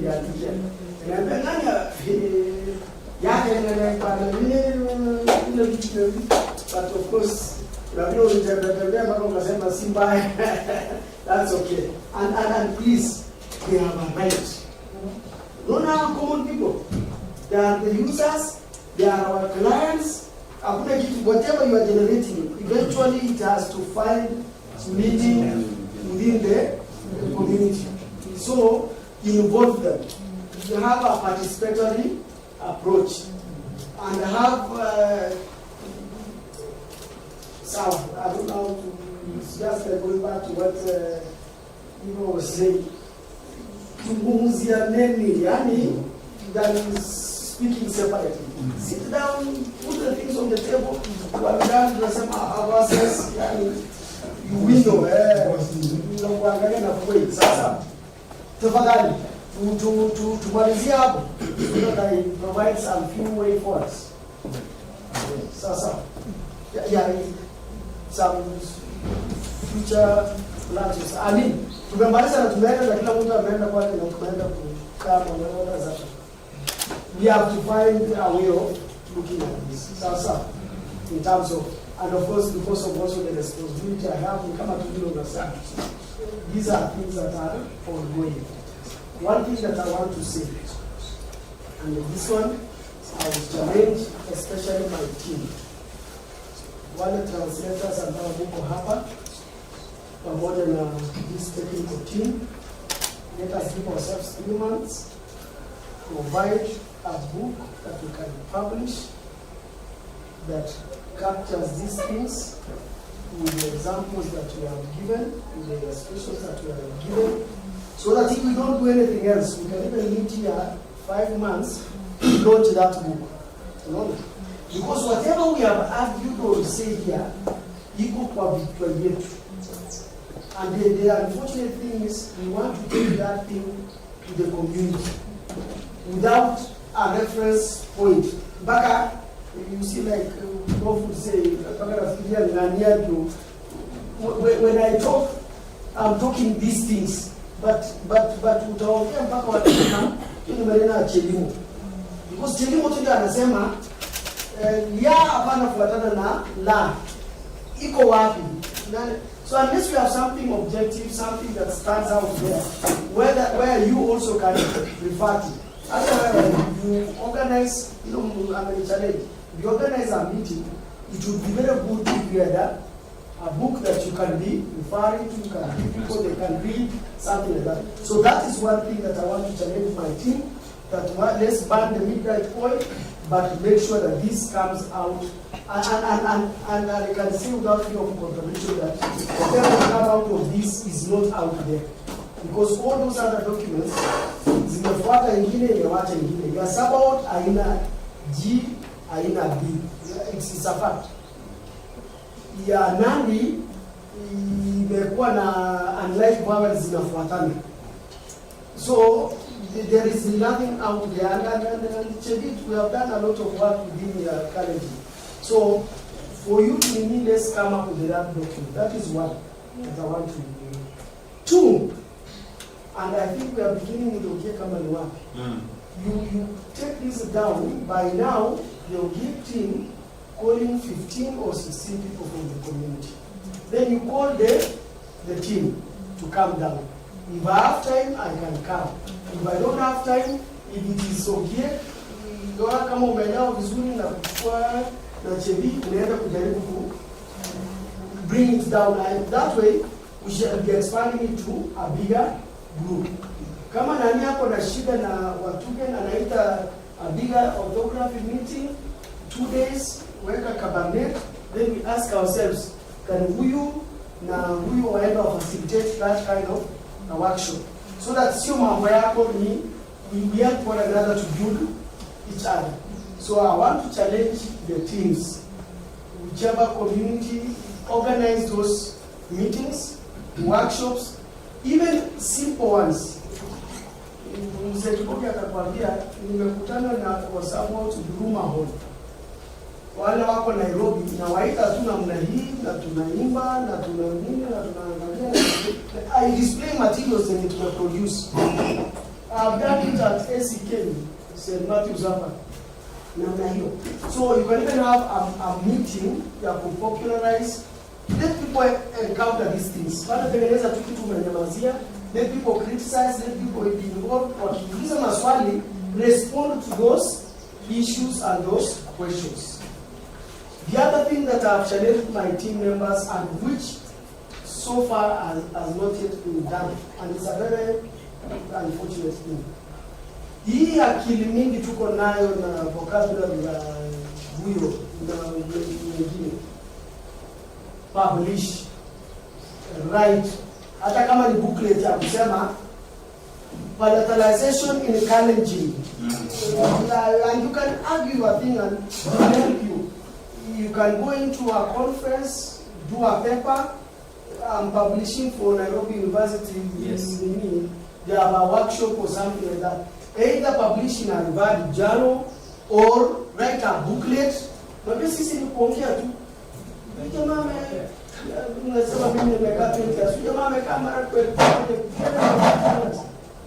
He has no legal. Sorry.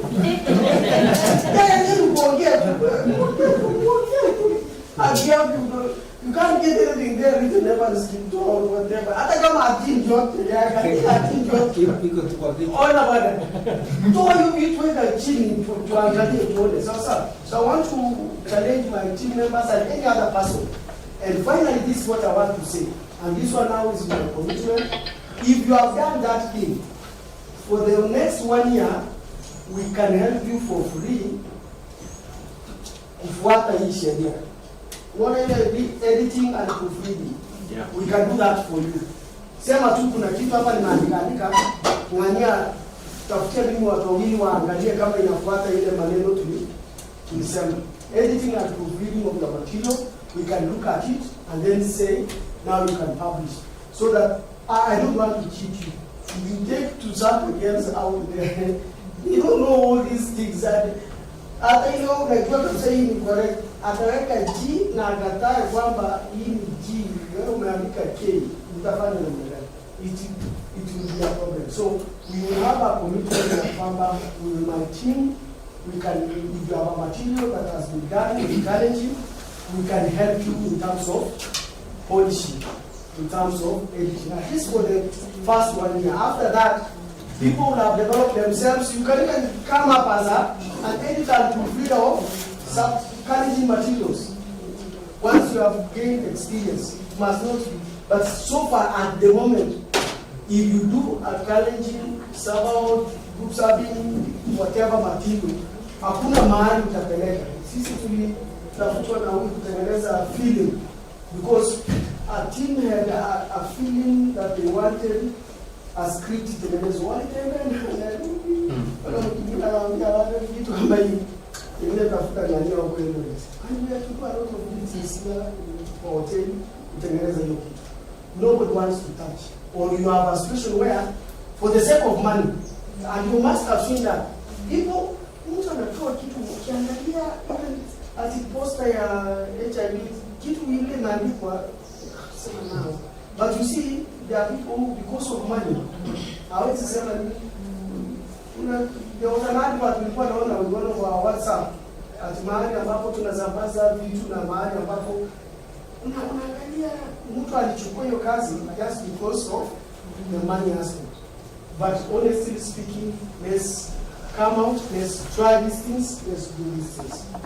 Please, going forward, God willing, Mumona, the way Eva has participated, and a few others, because of cost implications, because of challenges of letter for there is nothing wrong after 3 months. We organize a virtual meeting, let people log in from wherever they are. Then we make a check-in of some ile maneno kwa sema kusema sasa vizuri. Ama na ina or we have a topic or we have a unajua Tanzania kuna kitu inaitwa a commission that keeps looking at Swahili. You can have ours come up out of this. What's up? Tafadhali, that provides, if anybody asks you, that's how I'm thinking about it. Like I say, it is not very easy. And the way that BTL has helped us to do this, given a responsibility, ukienda kuambia BTL tunataka kuleta, how do you make it strong enough for the organization to commit such practice? Si kazi rahisi. Because mtu akikuuliza si wameka this one, umekaa sikuwa mara. Sema kwa akiandika, sasa tena unataka kuleta aongee kuhusu na amekuwa akiandika nini? Ama we are now doing everything. Want to publish the New Testament. But we realize that there are issues that are still pending. So it's not a very easy thing, even to convince organization for people to commit funding that there is a need. So the system that you want to need. So going into the future, we may also think and decide to get into our pocket for purposes of funding something like this and meeting. It must not be funded. Ifikie mahali tukiitisha kikao, mtu anauliza ni pesa ngapi na unakuja. I like what akina prof say. The extended invitation power kasema, if you can come, we can host you. So huyo ambaye atakana kulipa 4200 suddenly inakuwa 3000 ama 2000. So there are those issues of let's go to a point where we can fund our coming together. Si tunaweza kumalizia hapa unless mtu ana swali, unless mtu ana comment, we can sing one hymn, alafu mtu mmoja atuombee. But thank you so much for coming. Thank you so much for participating. Thank you so much for the sacrifice.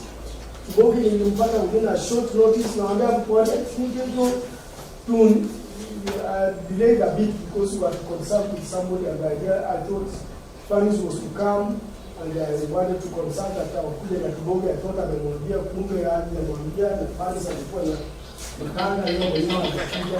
But Mzee was able to adjust very fast and he was able to come. There is John Saman. Yes. Who was to join us. Oh yeah, John Kelly. Yes, John Kelly. If John Kelly is on, that would be great. So for that, just mwambie atujoin.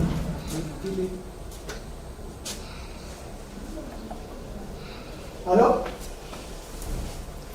Just engaging. You can talk. Hello. John? Unmute kindly. If you are online, just unmute on Google Meet, then you can talk to us. is online already. Are you getting me? I'm listening to people question direct. They are unmuted. So John Kiri was supposed to be with us, and he had to go to Nairobi, and we had agreed that if he is able to join, we'll just make very brief comments after the name. It's off. It's off. Ask them to get. Become a yes and step on it. That's what you have told me. I was trying for. Yeah. I had a suggestion to put across. Those who are in academia, like left Ramadan Pari, these kind of meetings also should transition to be partly in our university discourses. That I have seen workshops in Central. There is a time the Kikuyu team had a workshop at was it in Karatina University, just to discuss our African linguistics. You know, in academia, mostly we study linguistics in English, in Kiswahili. But I think it's time when we have meetings in university, in more university here, just to discuss Kalenjin linguistics. There are issues that BTL may not have the time and energy to focus on, but if they would be in academia, like even advances in semantics, syntax, for us we will do what can facilitate translation maybe, but the in-depth study should be in academia. And that way when such a poster comes, we come in also, we join in as participants, and the discussion goes on. And that will grow our orthographies, our writing systems, and popularizes the positions that we take. Thank you.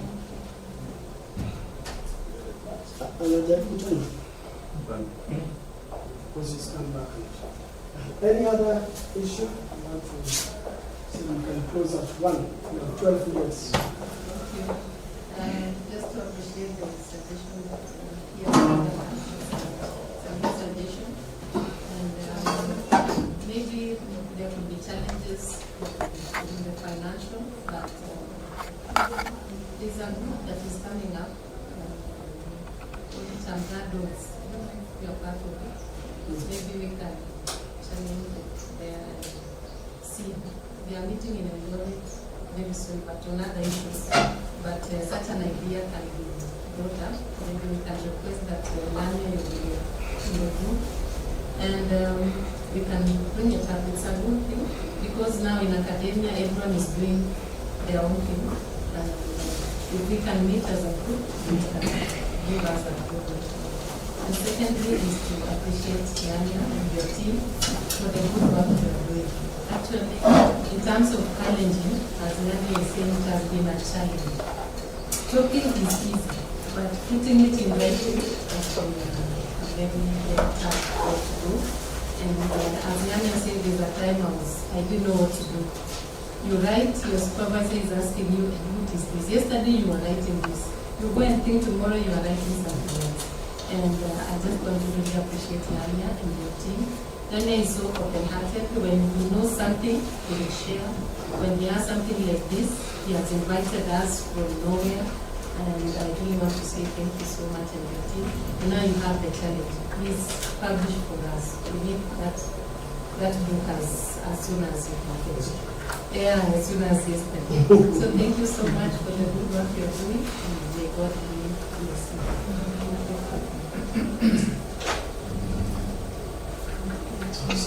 Because it's a game and not women amateur. This. It's a photo. Take a good photo for numbers. Then we'll go for lunch. Then you go for lunch. Because it's in the morning. The lunch. You can still go back to the lunch.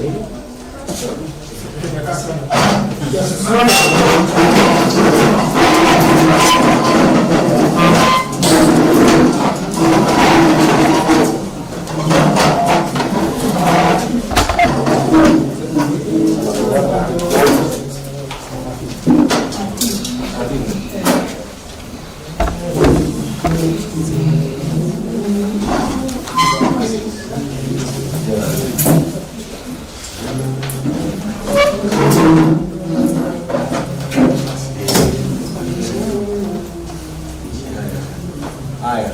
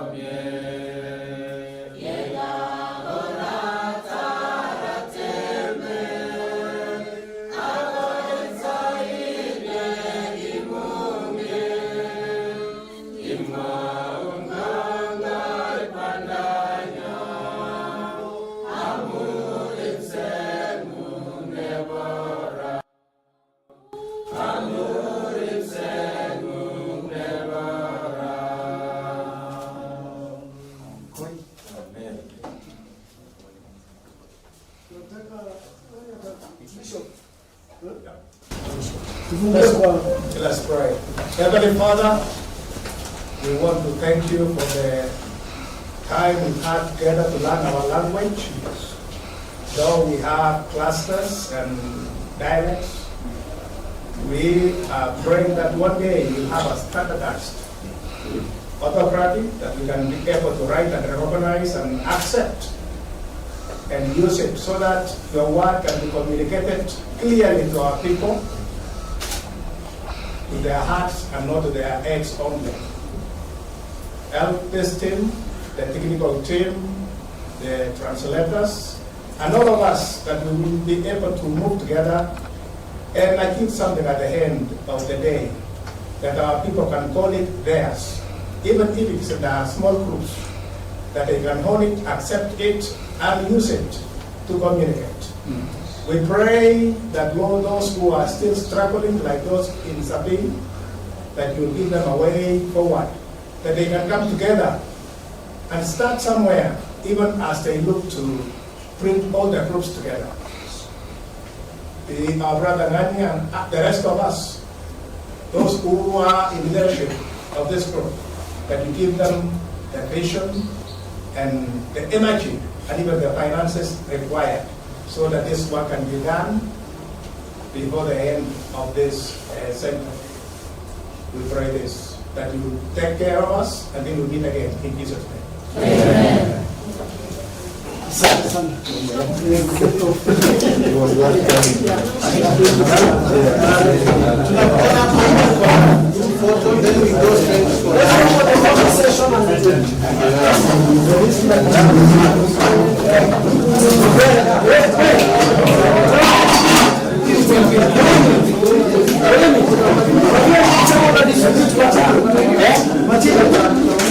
Let me